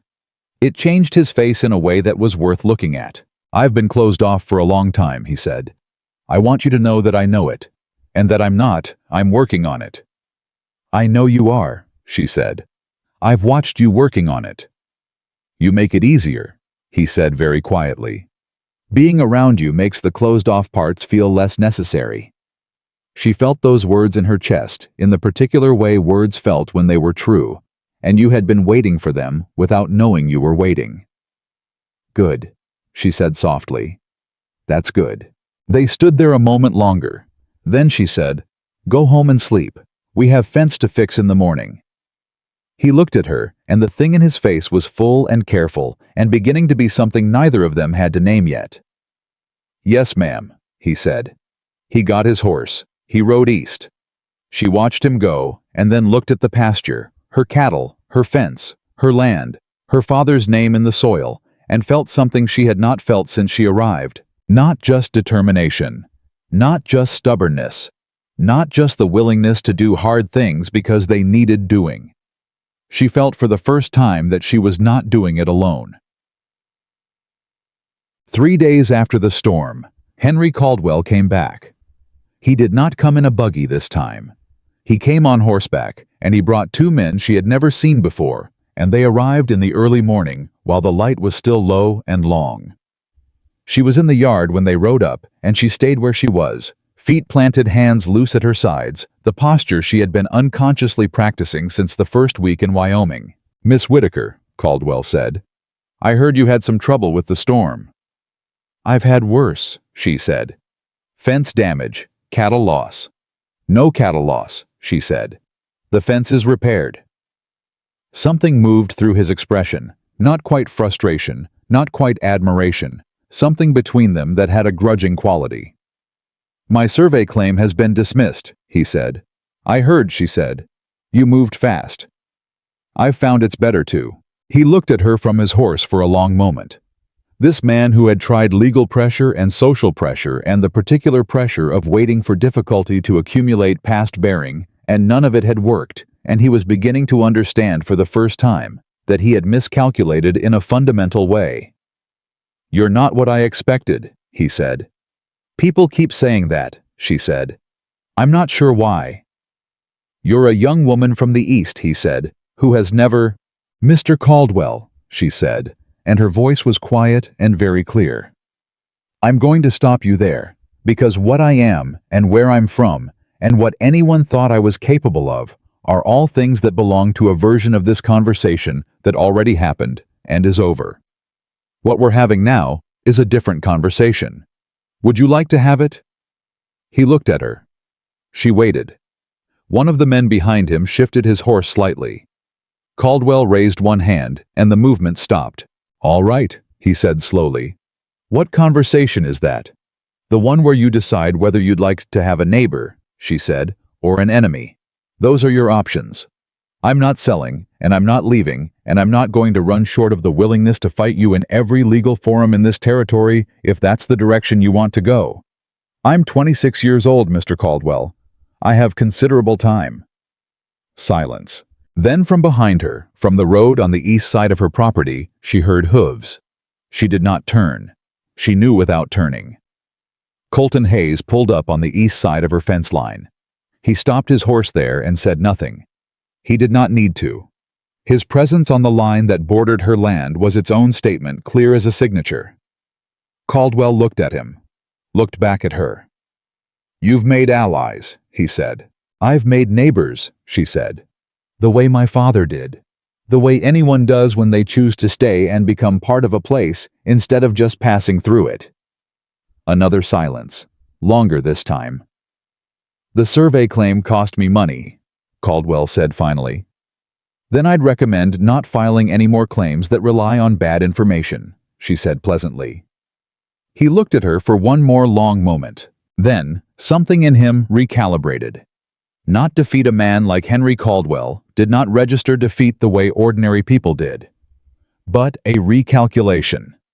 A recognition that the landscape of this particular situation had changed in ways he had not accounted for and would need to account for differently. You're going to be difficult, he said. I am going to be very difficult, she confirmed. He looked at Colton. Hayes. Caldwell, Colton said. 2 syllables, no more. Caldwell turned his horse. His 2 men turned with him. He stopped once at the edge of the property without looking back. Your father was a stubborn man, he said. I know, Amelia said. I take after him. He rode away. She waited until she could no longer hear them before she let the breath out slowly, quietly, so that only she heard it. Then she turned. Colton was still at the fence line. He was looking at her with that expression she was learning to read, the one he put on when he was feeling something he had not yet decided how to say. You didn't need me there, he said. No, she agreed. But I'm glad you were. He was quiet for a moment. How did you know I was coming? I didn't, she said. But I've noticed that you seem to be somewhere nearby when things matter. She looked at him steadily. I've stopped thinking that's accidental. He held her gaze for a long moment. It's not, he said.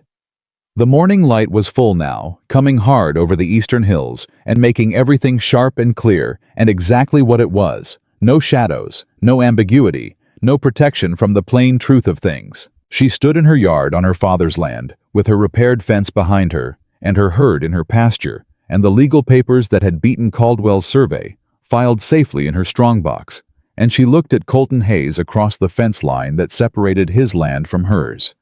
And something was coming. She could feel it the way she felt weather now, not from any single sign, but from everything adding up, all the small accumulations of changed air and shifted pressure that preceded the moment when one thing ended and another began. Not yet, but soon. And unlike the first storm that had broken her fence and sent her cattle running into the dark, this was something she would not be riding into unprepared. This time she had learned to read the signs. and she was ready. The fence got fixed the morning after Caldwell rode away. Not just the corner post that had failed in the storm, all of it. The entire west line of the south pasture, every board and post and stretch of wire that had been on her repair list since June, done properly this time with the right equipment and enough hands and the time to do it the way it deserved to be done, rather than the way urgency demanded. Colton brought 2 of his men. Silas and the Holt brothers were already there. 7 people working a fence line in the September morning, and Amelia in the middle of it with her gloves on and her sleeves rolled up, and nobody said a word about whether she ought to be there or whether she ought to step back and let the men handle it. That she thought was progress. Jesse Holt worked beside her for most of the morning. Without speaking, he was still the quieter of the 2 brothers, still had that particular Wyoming economy of expression that she had initially read as distance and had come to understand as comfort. He was quiet with people he didn't trust. He talked with people he'd decided were worth talking to, which in Jesse's world was a select and meaningful group. He started talking sometime around mid-morning. "You know what my father said about fence work?" he said, driving a staple with 3 clean strokes. "What did he say?" Amelia asked. "Said a fence tells you everything about the person who built it. Whether they were in a hurry or whether they were thinking ahead, whether they cared about next year or just today." He moved down the line. "Said you could learn more about a rancher from their fence line than from anything they said about themselves." Amelia looked at the section they were working. Good posts, properly spaced wire at the right tension. Work that would hold through a winter and another spring, and probably several after that. "What does this one say?" she asked. Jesse was quiet for a moment, working. "Says somebody's planning to stay," he said. She drove her next staple and did not let herself smile too widely, because Jesse Holt was not a man who responded well to being caught making a kind gesture. But she felt it. Chai. Colton worked at the far end of the line most of the morning, and she was aware of him the way she had become aware of everything on this land, not by looking directly, but by the particular quality of attention that the land had been teaching her since June. The way a rancher knew where their cattle were without counting them every hour. A general sense of position that was part knowledge and part something harder to name. He came toward her end of the fence around noon. They worked side by side for a while without speaking, which had become a comfortable thing between them, the shared silence of 2 people who had said enough important things that silence no longer needed filling. Then he said, "The Stockmen's Association meeting is in 3 weeks. She glanced at him. "All right. You should be there." She kept working. "You think they'll allow a woman at the meeting? Marcus Reeve told me last week he thinks you should have been at the last one." He paused.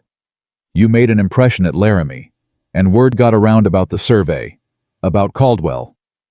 Another pause. "People out here respect 2 things above most others, working hard and not backing down. I've done both." "You have," he said, "which is why you should be at that meeting.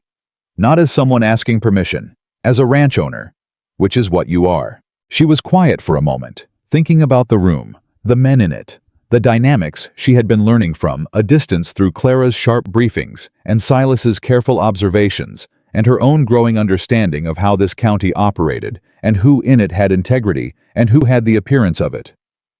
"Will you be there?" she asked. "I'm always at the stockmen's meeting," he said. "That's not what I asked." He looked at her. "Yes," he said. "I'll be there." "Then I'll go," she said. They worked the rest of the fence. What Amelia had not anticipated about September in Wyoming was how beautiful it was. She had arrived in the brutal clarity of early summer and spent her first months in the uncompromising heat of it, the work and the light, both relentless, both demanding.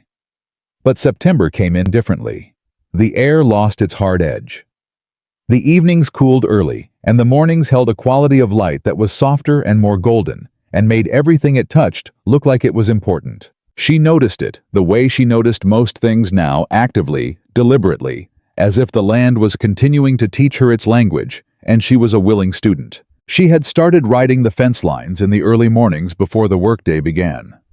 Not for any practical reason.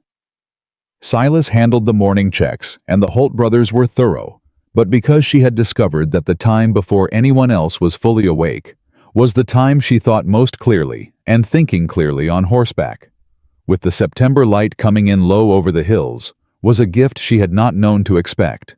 It was on one of these morning rides that she found the grave. She had ridden the south pasture fence dozens of times and never gone past its far corner into the small stand of trees that grew along the dry creek bed. She went that morning on a kind of instinct. The horse had been willing in that direction, and she had let it choose, and she found under the largest of the trees a simple wooden marker weathered almost to illegibility. She got down and read it. Elijah James Whitaker. She had not known her father's middle name was James. Underneath, he loved this ground more than it deserved. He is part of it now. She stood there for a long time with her horse at her shoulder. She had not known her father had chosen his burial place here rather than in the town cemetery. She had not known because nobody had told her Silas had handled the arrangements before she arrived, and she had not asked where, and the town burial records listed only that it was done. How was here? On the land. In the south pasture under the trees by the dry creek bed where the cattle grazed and the September light came through, and the fence she had rebuilt ran strong and true in every direction. She put her hand on the marker. "I fixed the fence," she told him.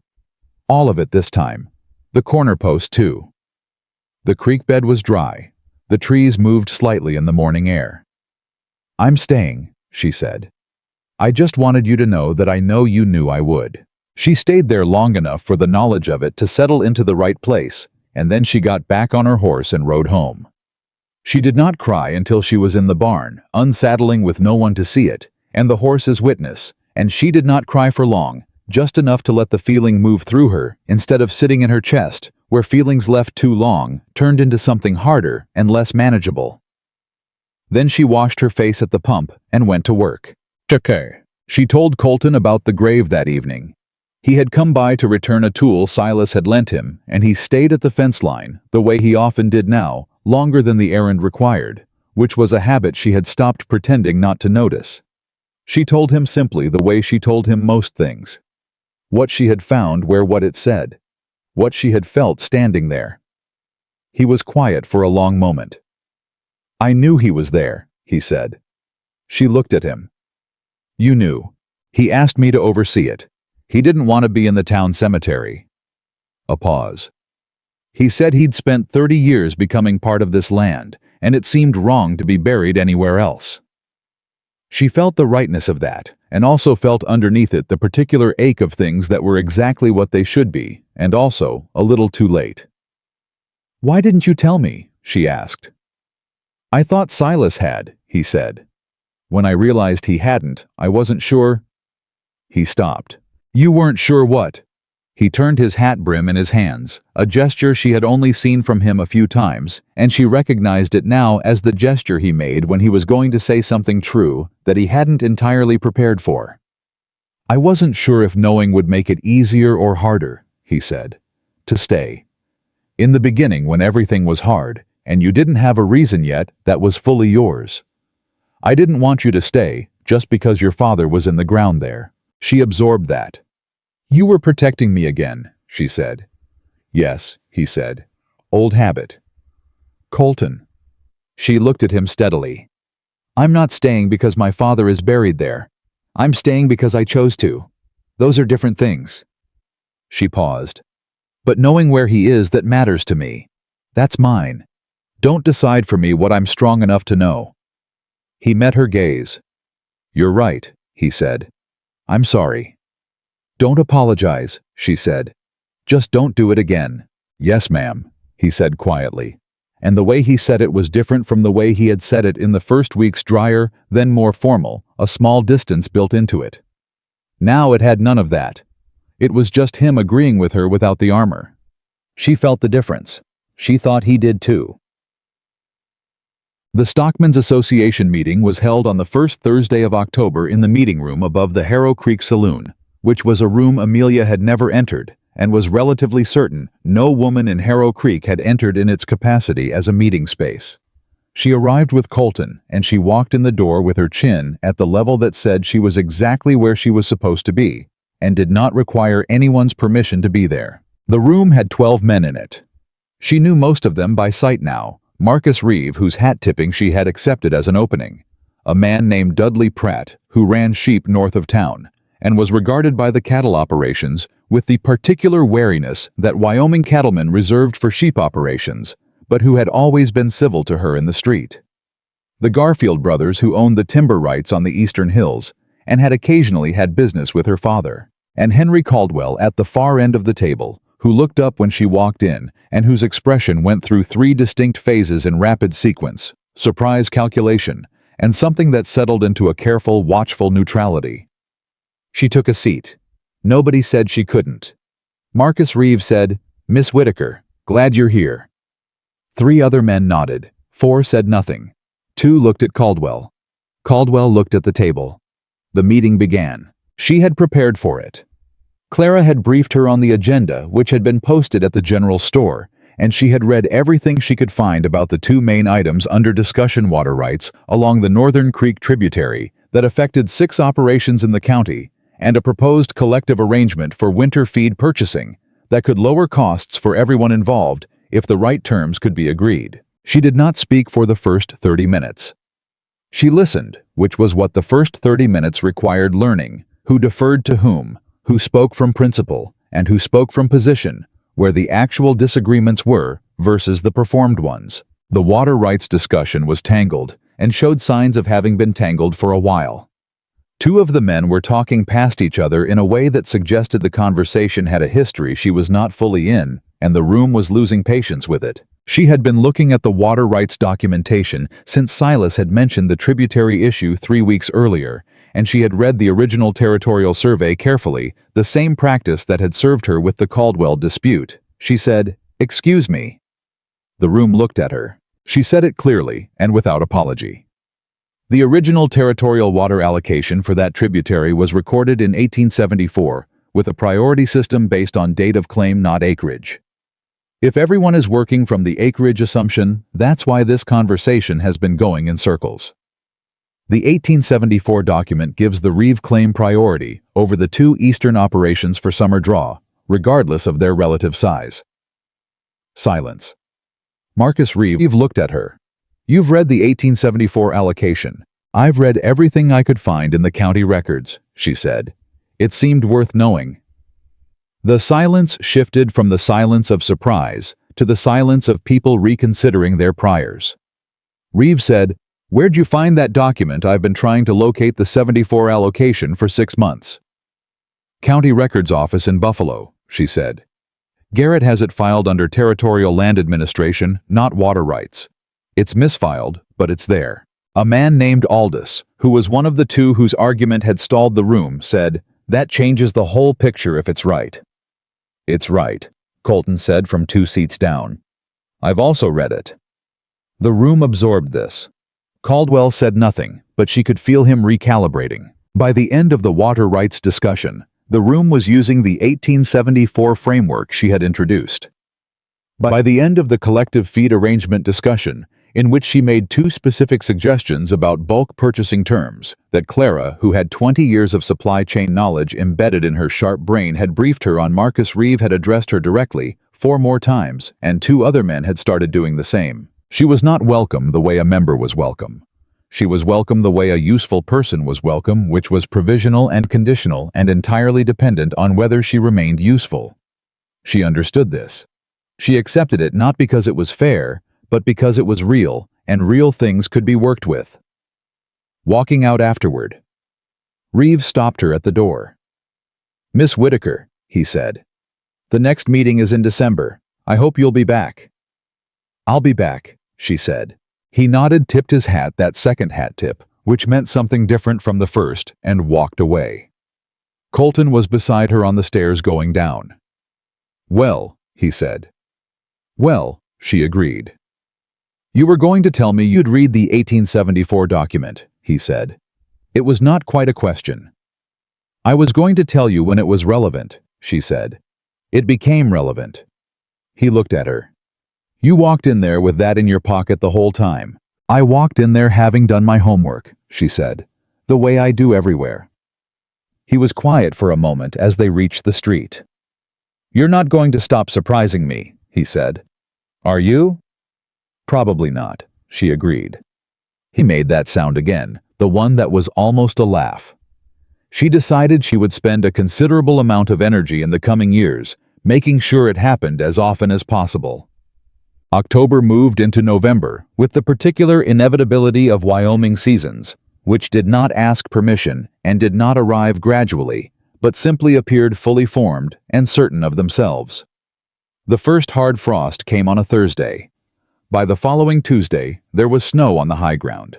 Amelia had been preparing for it since August. The winter supply of wood that was now adequate rather than dangerous. The feed stores that Silas had helped her calculate against the size of the herd, the insulating repairs to the barn that Cal Holt had done with the same quiet thoroughness he brought to everything. She had also been preparing in ways that were harder to see. She had been building relationships, real ones, not the performed version she had seen and recognized immediately in the city as something designed to look like connection without the inconvenience of actual vulnerability. Marcus Reeve had sent a man over after the stockman's meeting to look at a piece of equipment she had mentioned needing, and the man had known what was wrong with it and fixed it in an afternoon. In return, she had sent Jesse Holt to help Reeve's crew move cattle through a difficult draw the following week. This, she was learning, was how things worked out here. Not transactions. Reciprocity. Clara Morgan had been right about so much that Amelia had started saving her harder questions for their Friday afternoon conversations over the terrible coffee, which she had come to love in the way you loved things that were honest about what they were. One Friday in October, Clara said, "Caldwell's been quiet." "I noticed," Amelia said. "Quiet Caldwell is thinking Caldwell," Clara said. "I'd watch the eastern pasture." "Why the east?" "Because that's the only piece of your boundary that doesn't have Colton Hayes on the other side of it." Amelia set down her cup. "You think he'll push there? I think a man like Caldwell doesn't stop. He changes direction." Clara looked at her with those steady seeing eyes.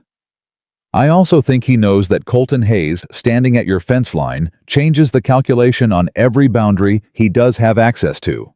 So he'll look for the one Colton isn't on." Amelia thought about the east boundary, a stretch of rough ground she had ridden twice with an old line fence that had been Silas's lowest priority, because the land on the other side was unclaimed and offered no particular pressure. "Unclaimed," she said slowly. "For now," Clara said. "Someone could file on it.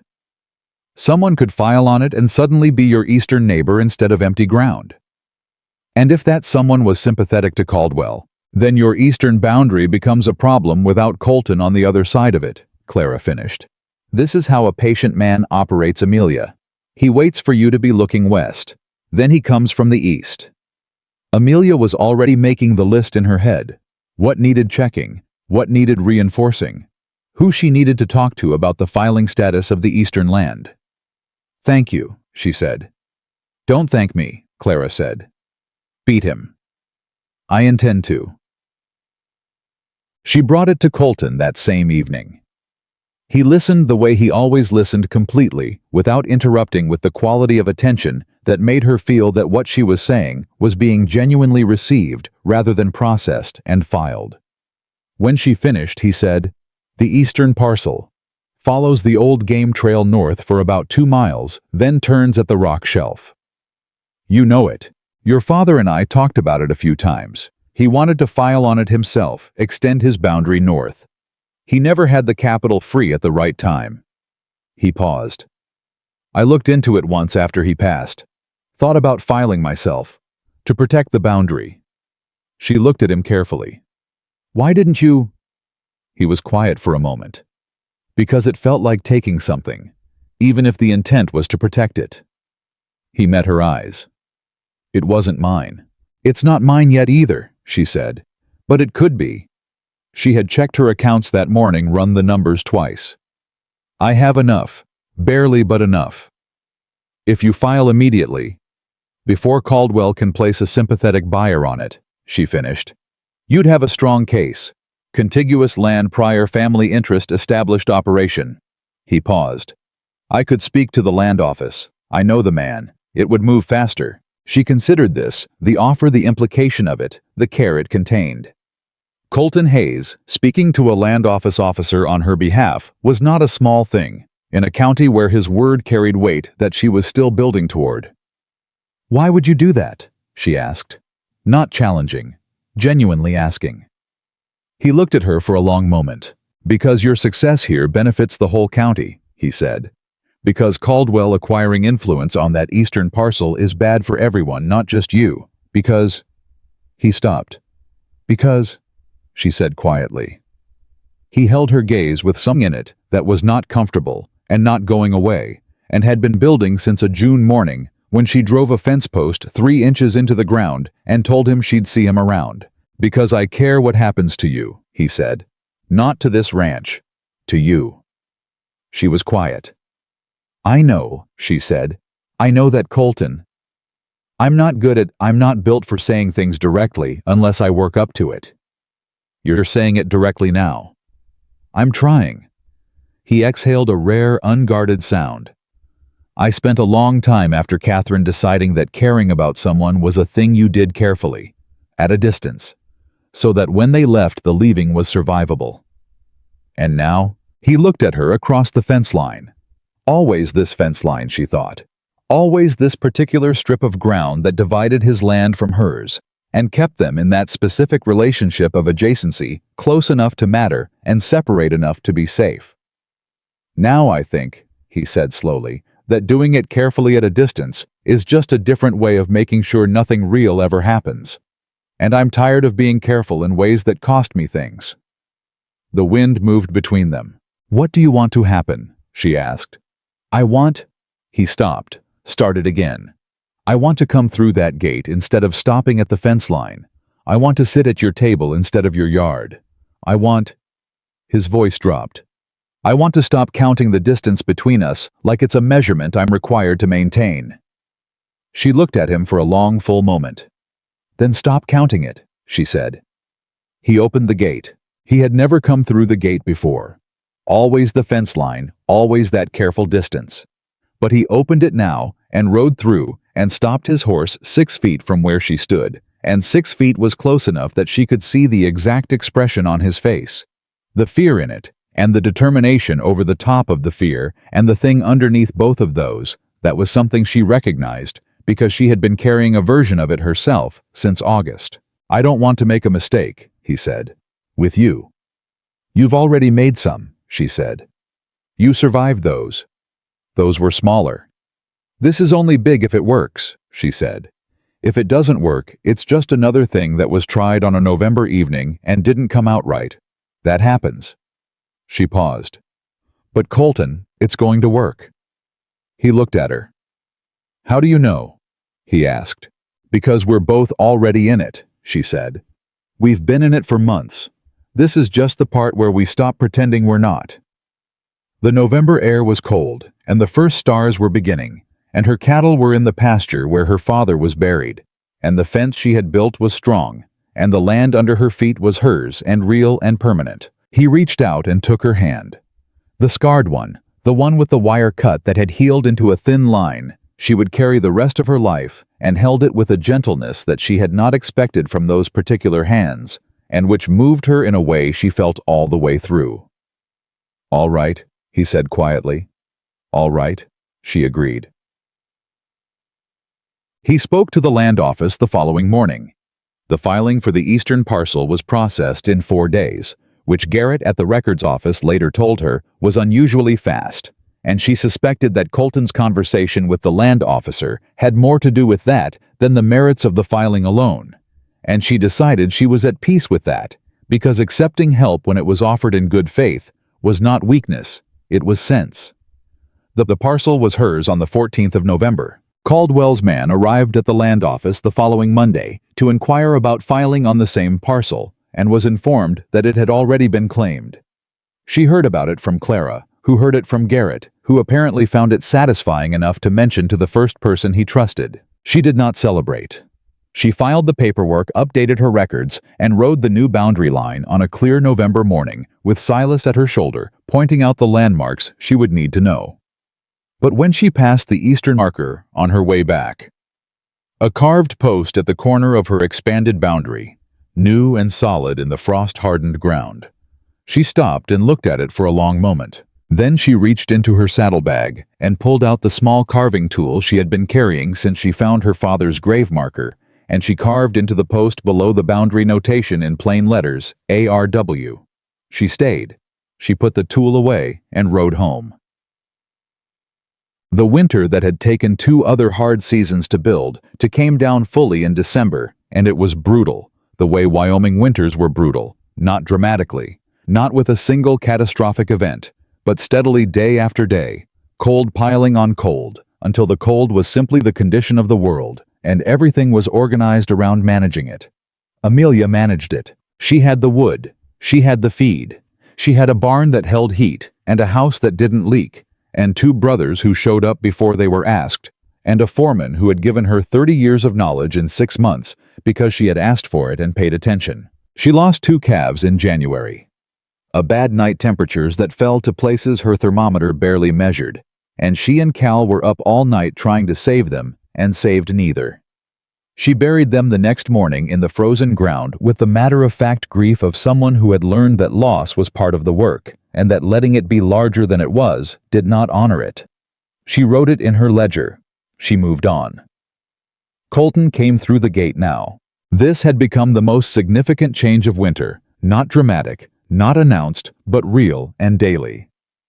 He came for dinner twice a week, which Amelia learned to cook in ways that a woman who had spent 8 years in a city eating simply had to learn entirely from scratch, and which she approached with the same methodical attention she brought to everything until she was decent at it, and then better than decent. He came on weekends to work on projects that needed more than her crew could manage. Repairs. She had been putting off a new section of barn wall that the cold had damaged the work of 2 properties, slowly becoming easier because 2 people were doing it instead of 1 each. Silas watched all of this with the expression of a man who had been waiting for it and was relieved it had finally arrived. Jesse and Cal said nothing, which was their version of approval. Clara said, "About time," when Amelia mentioned it, and that was the full extent of the conversation. What surprised Amelia in the quiet of those winter evenings, when Colton sat across the table from her, and they talked about the work, or the county, or the things they remembered, or the things they were still working out. What surprised her was how uncomplicated it felt.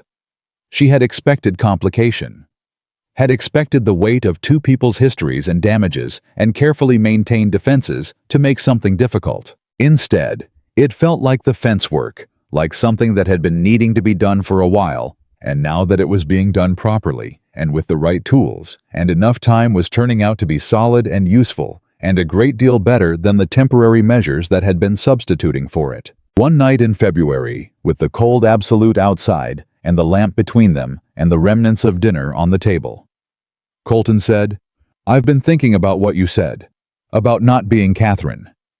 She looked up from the book she had been reading. "What about it?" "I've been thinking about how long I let that be the story I told myself about what was possible." He was looking at the table, not at her, one of the few times he talked about something important without meeting her eyes, which she understood was not evasion, but necessity. 2 years she was here. I've been telling myself her story for 12. That's a poor use of time. People do what they know until they know something different, she said. You came along and did something different, he said. I came along and did what I needed to do, she said. The difference is that it happened to be different from what you expected. He looked up at her then. Amelia, he said. I need to say something. She put down her book. I have not been fair to you, he said. Not at the beginning, and not always since. I've been trying to protect something in myself by holding on to the story that people leave. That the land takes them, or they leave it, and either way, you're alone in the end. He paused. But that's my fear talking, not the truth. And I've been letting my fear sit in the chair where the truth should be. She looked at him steadily. And now I want the truth in the chair. He held her gaze.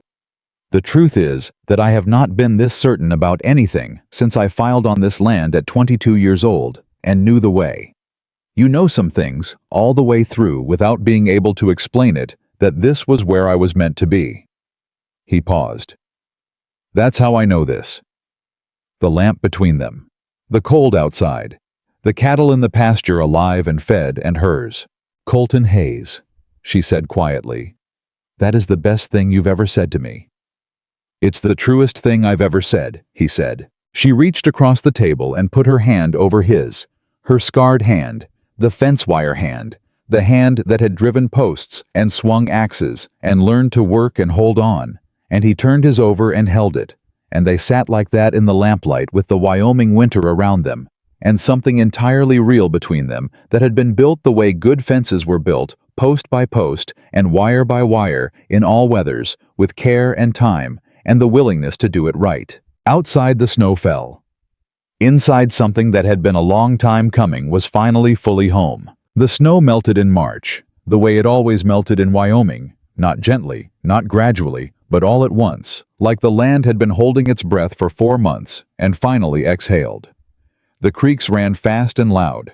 The south pasture turned from white to brown to the first tentative green in the space of 2 weeks, and Amelia stood at the barn door one morning watching it happen, and felt something loosen in her chest that she hadn't realized had been held tight all winter. She had made it through, not just survived, made it through. There was a difference, and she felt it in her body the way she felt the difference between the first week's exhaustion and the current kind, which was the earned tiredness of someone who had done real work and had something to show for it. The herd was healthy. The feed stores had lasted with 2 weeks to spare. The new eastern parcel had come through the winter with its fencing intact, and Silas had already begun talking about what they might do with the north section when the ground thawed enough to work it. She was thinking about all of this when Colton came through the gate. He came through the gate every morning now. This had happened so gradually and so naturally that she could not have named the exact day. It became a routine rather than a choice.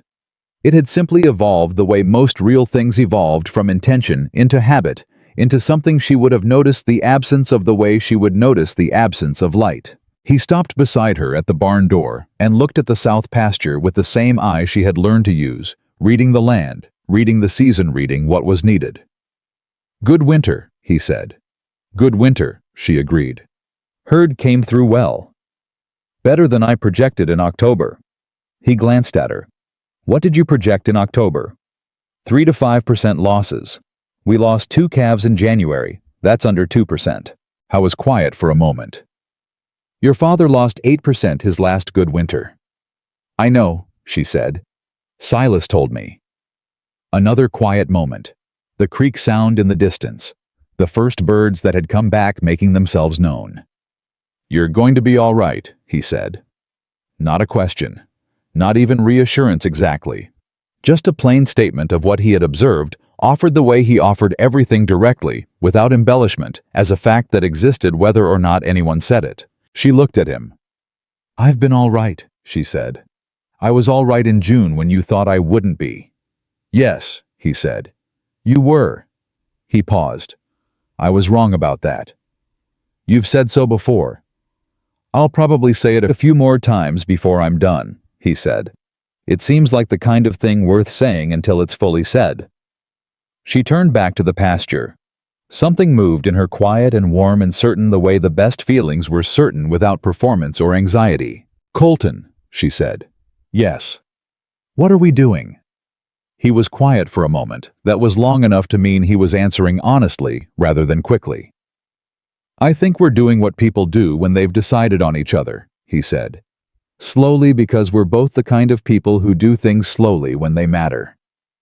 "And have we," she asked, "decided on each other?" He turned to look at her. Full on the way he looked at everything he was serious about. "I have," he said. "I thought that was evident." "It is," she said. "I wanted to hear you say it." "You could have asked sooner." "I was waiting for you to say it without being asked." Something crossed his face, not quite exasperation, not quite amusement. The thing between those two that she had come to love because it was entirely his and entirely real. "You're going to be a challenge for the rest of my life," he said. "Almost certainly," she agreed. He looked at her for one more moment. Then he said, "I'd like to ask you something, when the time is right." She felt it, the weight of what he meant landing clean and clear. "All right," she said. "Not today," he said. "I want to do it right." I trust you to know when right is, she said. He nodded once, looked back at the pasture. The north section of the eastern parcel, he said. I think you could run 20 additional head up there by fall if the grass comes in the way it should. She looked at him for a moment. This man who moved from the most important thing he had nearly said to the practical business of cattle acreage without missing a beat, and who somehow made the transition feel like continuity rather than avoidance. Tell me what you think, she said. He told her. They stood at the barn door in the March morning and talked about the land, and that was everything, and it was enough. The thing Amelia had not expected about becoming known in Harrow Creek was how quietly it happened. She had imagined in the early weeks when the whispers were loudest and the eyes on her back were heaviest, that acceptance, if it came, would come as a moment. A turning point. A scene with a before and an after clearly marked. Instead, it came the way the grass came back incrementally without announcement, until one day you looked, and it was simply there. It was there when Gerald Marsh, who had given her 6 weeks in June and was approaching 10 months of being wrong about it, started setting her flower order aside before she arrived because he had learned her schedule and found it easier than waiting. It was there when the Garfield brothers sent word that they were short-handed for a timber move, and could she spare Cal Holt for 2 days, which was an ask that meant they had decided she was the kind of neighbor you asked things of. It was there most specifically at the April meeting of the Stockmen's Association, when the chair of the meeting, a man named Whitfield, who had said exactly nothing to her at the October meeting, and had the energy of someone who was withholding judgment until he had more information, opened the discussion by saying, "Before we start, I want to put it on the record that the Whitaker operation came through the winter in better shape than most of us had any reason to expect. I think that's worth acknowledging." The room nodded. Marcus Reeves said, "Hear, hear." 3 other men said something similar. Amelia said, "Thank you. The credit goes to Silas Pruitt, who taught me everything I know about running this county's weather, and to my crew who worked harder than I had any right to ask." Whitfield looked at her for a moment. "Your father would be pleased," he said. She held that carefully, the way you held things that were fragile and true at the same time. "I hope so," she said.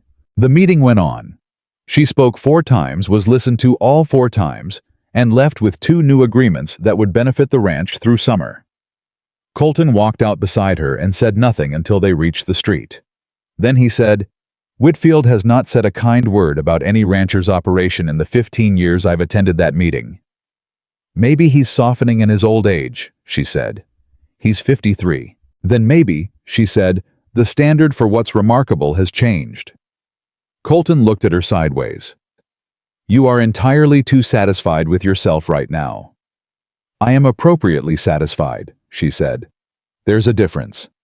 He mawed the sound that was almost a laugh, and she felt the same thing she always felt when she produced it, the small, fierce pleasure of having reached something in him that was worth reaching. Caldwell made his last move in May. She had been expecting it the way she had learned to expect everything.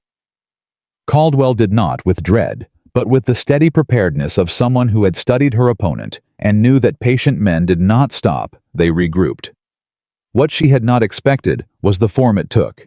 He didn't come to her, he went to her aunt.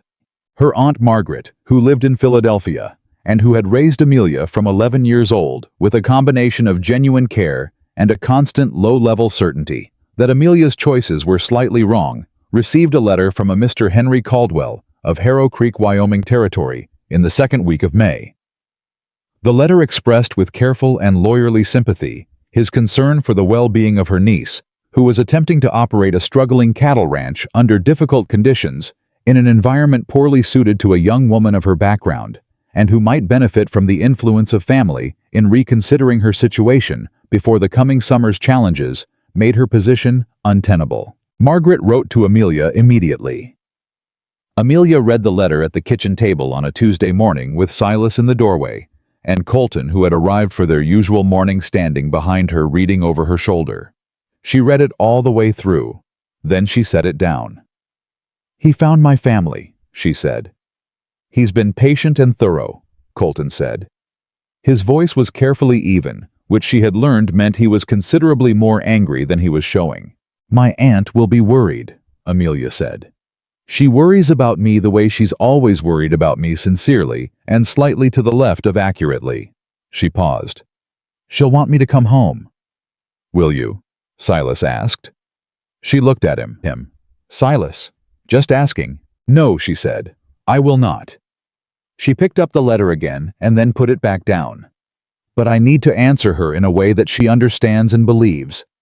My aunt is not a woman who is reassured by determination. She's reassured by evidence. Then send her evidence, Colton said. I intend to. She was already thinking through it. The ledger numbers from the winter, the herd count, the land expansion, the Stockmen's Association standing. I'm going to write her a letter with the accounts attached, full year's accounting. She'll understand accounts. My aunt ran a seamstress shop for 25 years. She understands accounts better than most men in this county. She paused. She also understands stubbornness, because she raised me, and she knows exactly where I got mine from. Colton was quiet for a moment. And Caldwell, he said. Amelia looked at the letter one more time. I'm going to write him a letter too, she said. A short one. She wrote both letters that morning. Her aunt's was 4 pages, careful and warm and honest. The numbers, the land, the winter, the community she was building, and the simple truth that this was her home, and she was asking Margaret to trust her judgment, the way Margaret had always ultimately trusted her judgment, even when it took her a few weeks to get there. Caldwell's letter was 1 paragraph. It said, Mr. Caldwell, my family is not your resource. Do not contact them again. If you do, I will bring the matter to the county court and the Stockmen's Association, where your methods have already been noted. This is your final notice on the subject. Amelia Rose Whitaker, Whitaker Ranch, Harrow Creek, Wyoming Territory. She sealed both letters and gave them to the stage writer. Colton had been waiting in the yard. Done, he said. Done, she said. He looked at her for a moment. That felt final.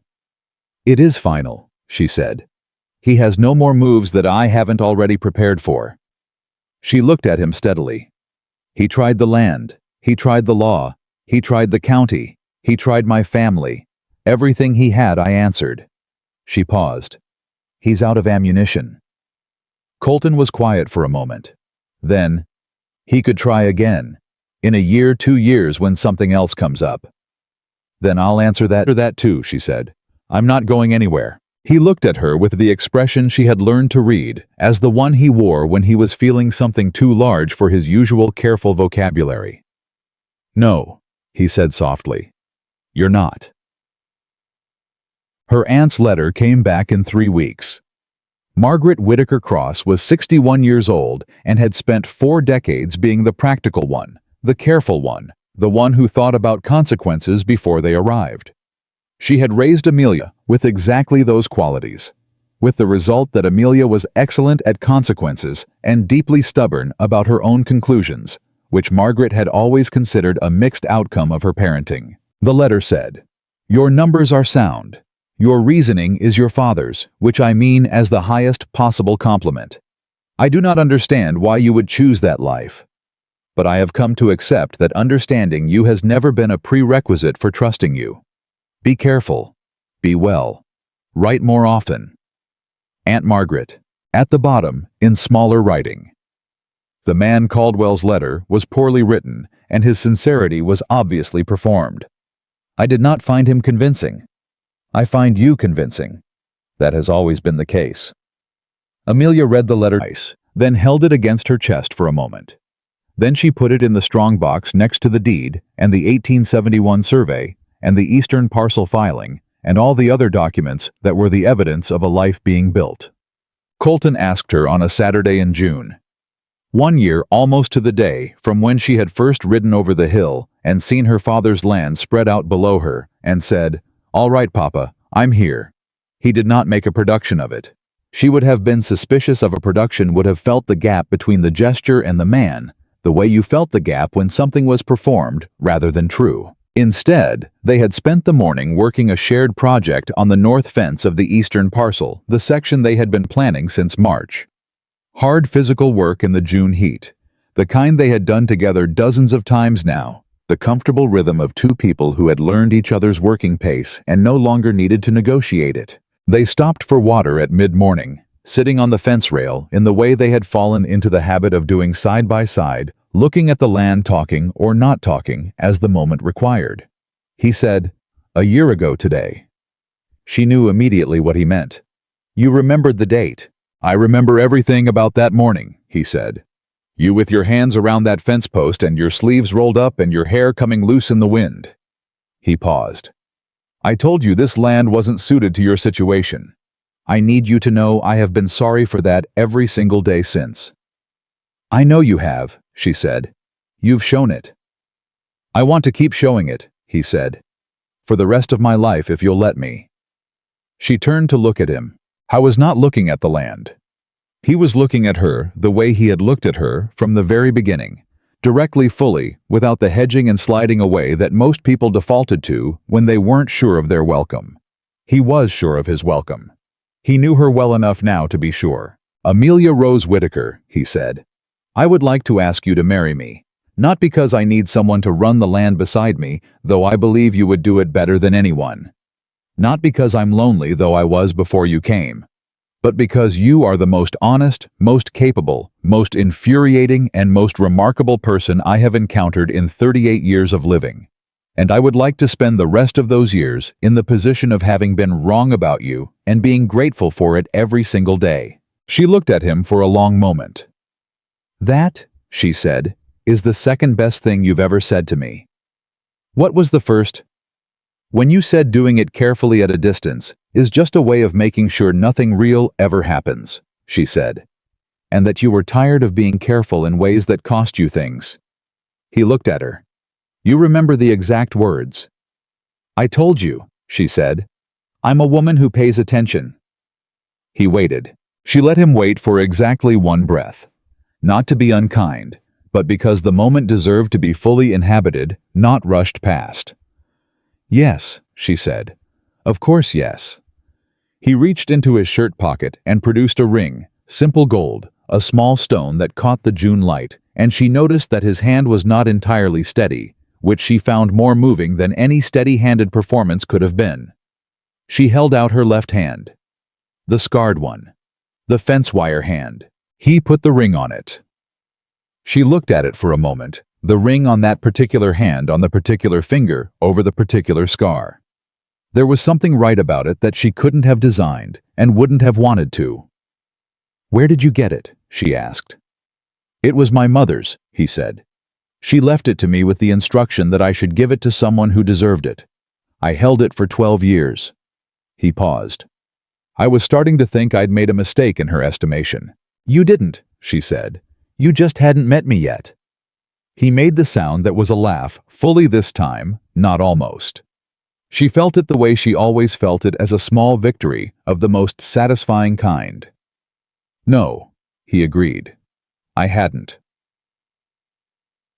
They told Silas first that afternoon. He listened to the news with the expression he wore when things happened that he had been expecting long enough that he had moved past anticipation into a kind of patient vindication. "About time," he said. "You sound like Clara Morgan," Amelia said. "Clara Morgan is a sensible woman," Silas said, and went back to the equipment he'd been working on, which was his version of a blessing, and they both understood it. The Holt brothers were told next. Jesse said congratulations, and went back to work. Cal said good, and also went back to work.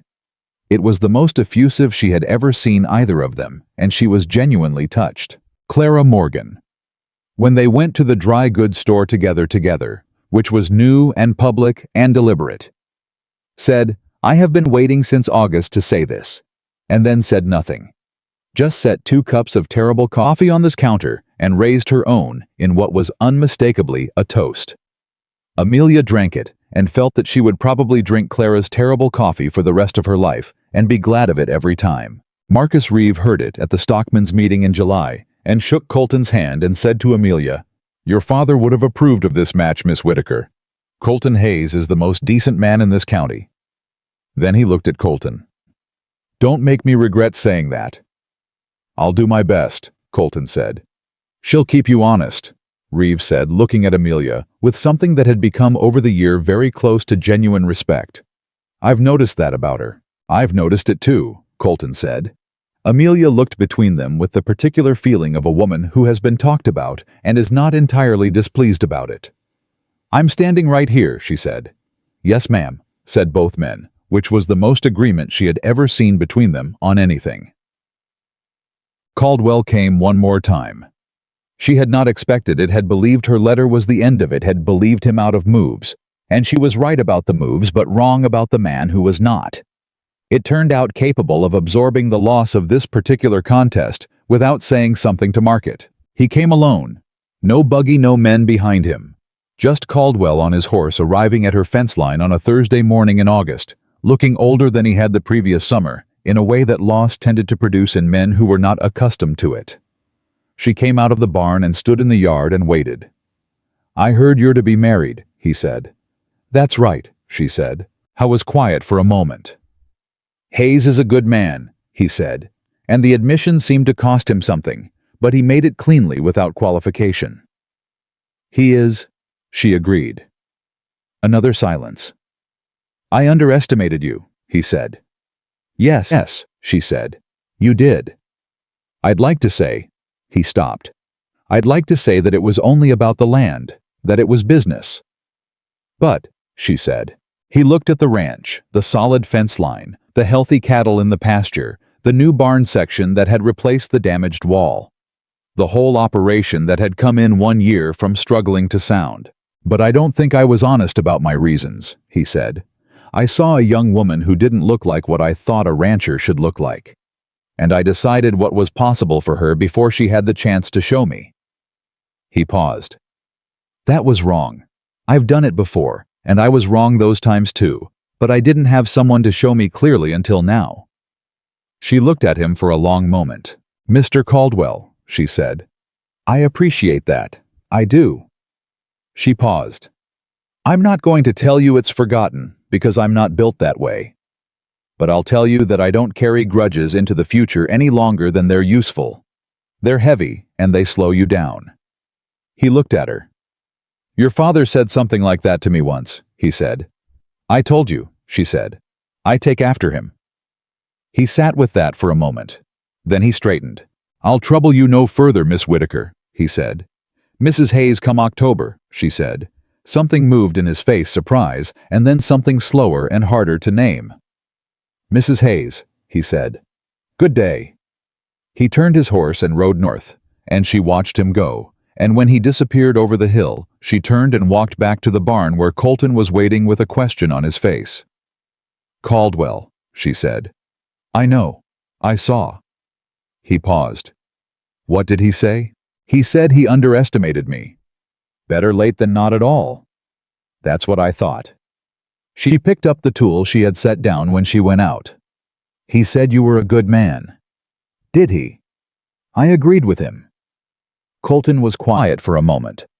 Generous of you under the circumstances. I'm a generous person, she said, when people deserve it. He looked at her with the fullness of expression that she had spent a year working her way toward and intended to spend the rest of her life in the presence of. Yes, he said. You are. They married in October 1 year and 4 months after Amelia Rose Whitaker had stepped off a stage in Harrow Creek and asked a 14-year-old boy where she could hire a horse. The wedding was at the ranch. Clara Morgan organized it with a decisive efficiency that brooked no argument from either party, which was fine, because neither party was inclined to argue about arrangements when there was livestock to manage and a second winter to prepare for. Marcus Reeve came. The Garfield brothers came. Dudley Pratt came with his wife, who turned out to be a warm-faced woman named Ellen, who took Amelia's hands in both of hers and said, I've been hoping someone would stand up to Henry Caldwell for 20 years. Thank you. The Holt brothers came in their Sunday shirts and stood at the back and looked like men who were glad to be there and would not be saying so. Silas Pruitt stood beside Colton, which was the closest thing either of them had discussed to a best man, and which felt exactly right. Amelia walked to where Colton was standing under the open Wyoming sky, her land, his land, the land between them, that was both and neither.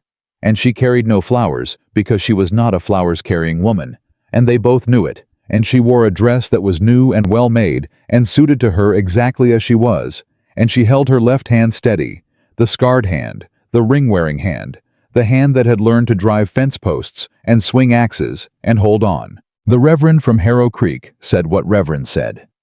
Colton said his vows with the directness of a man who meant every word and did not need decoration to make them convincing.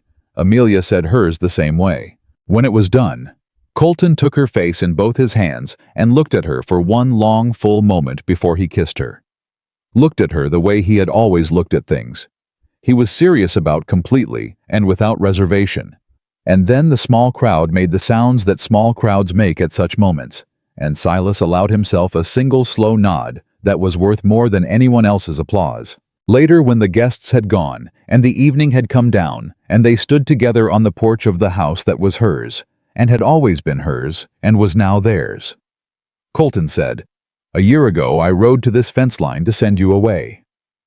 "I know," she said. "I was wrong. I know that too. I intend to spend the rest of my life making sure you know it." She leaned against him. This solid, difficult, honest man who had been afraid and admitted it, who had been wrong and said so, who had come through the gate when it mattered, and never once made her feel like his care was something she had to earn by being smaller than she was. "Colton," she said. "Yes. You already have." Years later, many years, the kind that accumulated in the way. Good years did not in a rush, but in layers each one, building on the last, until the structure of a life was visible and solid and real. People in Harrow Creek still talked about the summer the Whitaker woman came. They talked about it the way communities talked about the things that had changed them, not as history exactly, but as a kind of reference point. A before and after. The way certain seasons marked themselves. The children who had been born since talked about it as legend.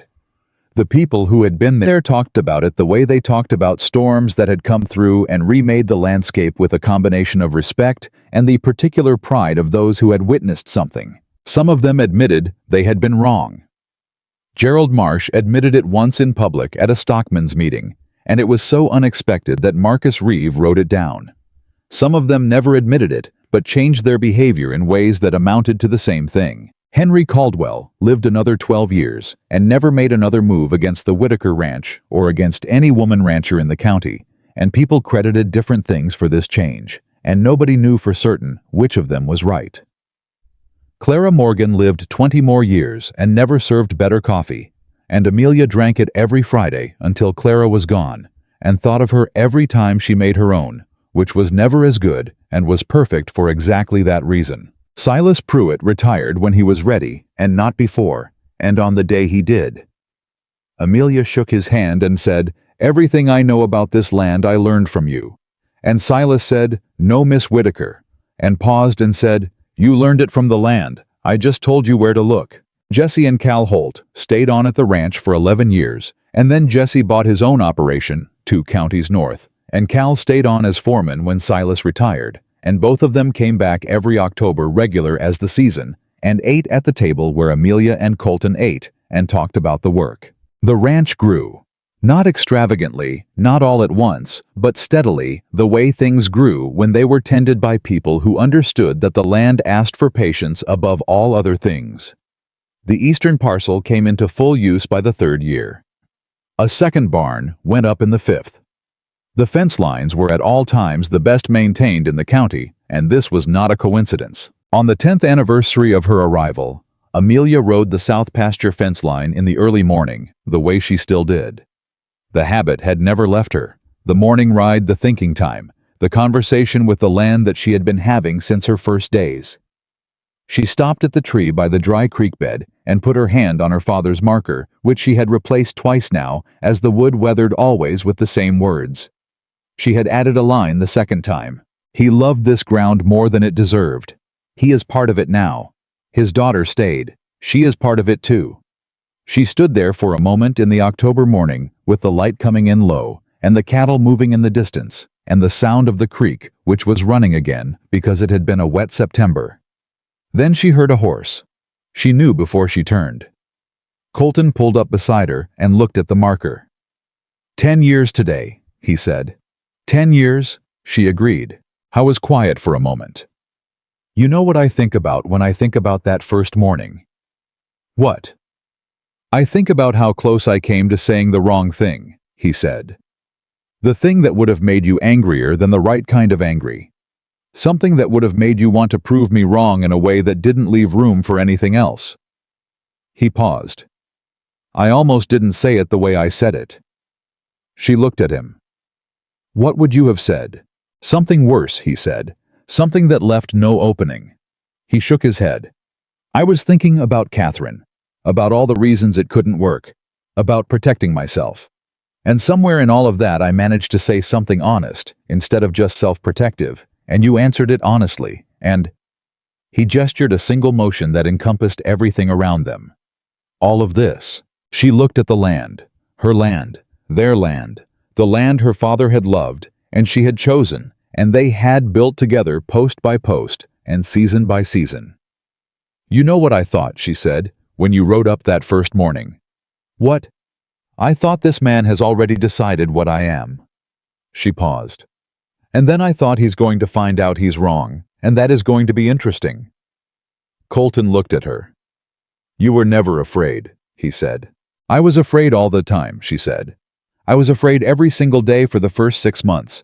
I was afraid when Caldwell came, and when the storm hit, and when the survey arrived, and when the fence broke. She looked at him steadily. Being afraid and going anyway is just called living, Colton. It's what everyone does who decides their life is worth having. He looked at her, the way he had always looked at her, the way that had not changed in 10 years, and she did not expect to change in the 10 after that, or the 10 after that. You're still the most remarkable person I've ever known, he said. And you, she said, are still the man who was wrong about me. Yes, he said. And he said it with the particular warmth of a man who had discovered that being wrong in the right circumstances with the right person was the best thing that had ever happened to him. I am, every day. She took his hand. The scarred one, always the scarred one, and they sat on their horses in the October light beside her father's grave on their land, and the cattle moved in the pasture, and the creek ran, and the fence lines ran straight and true in every direction, as far as either of them could see. The woman they had been certain would fail had not failed. She had done something so much better than that. She had stayed. And the cowboy who had been most certain she would go had become in the fullness of time and the turning of seasons and the slow, sure way that real things grew, the man most profoundly glad in all of Wyoming that he had been wrong.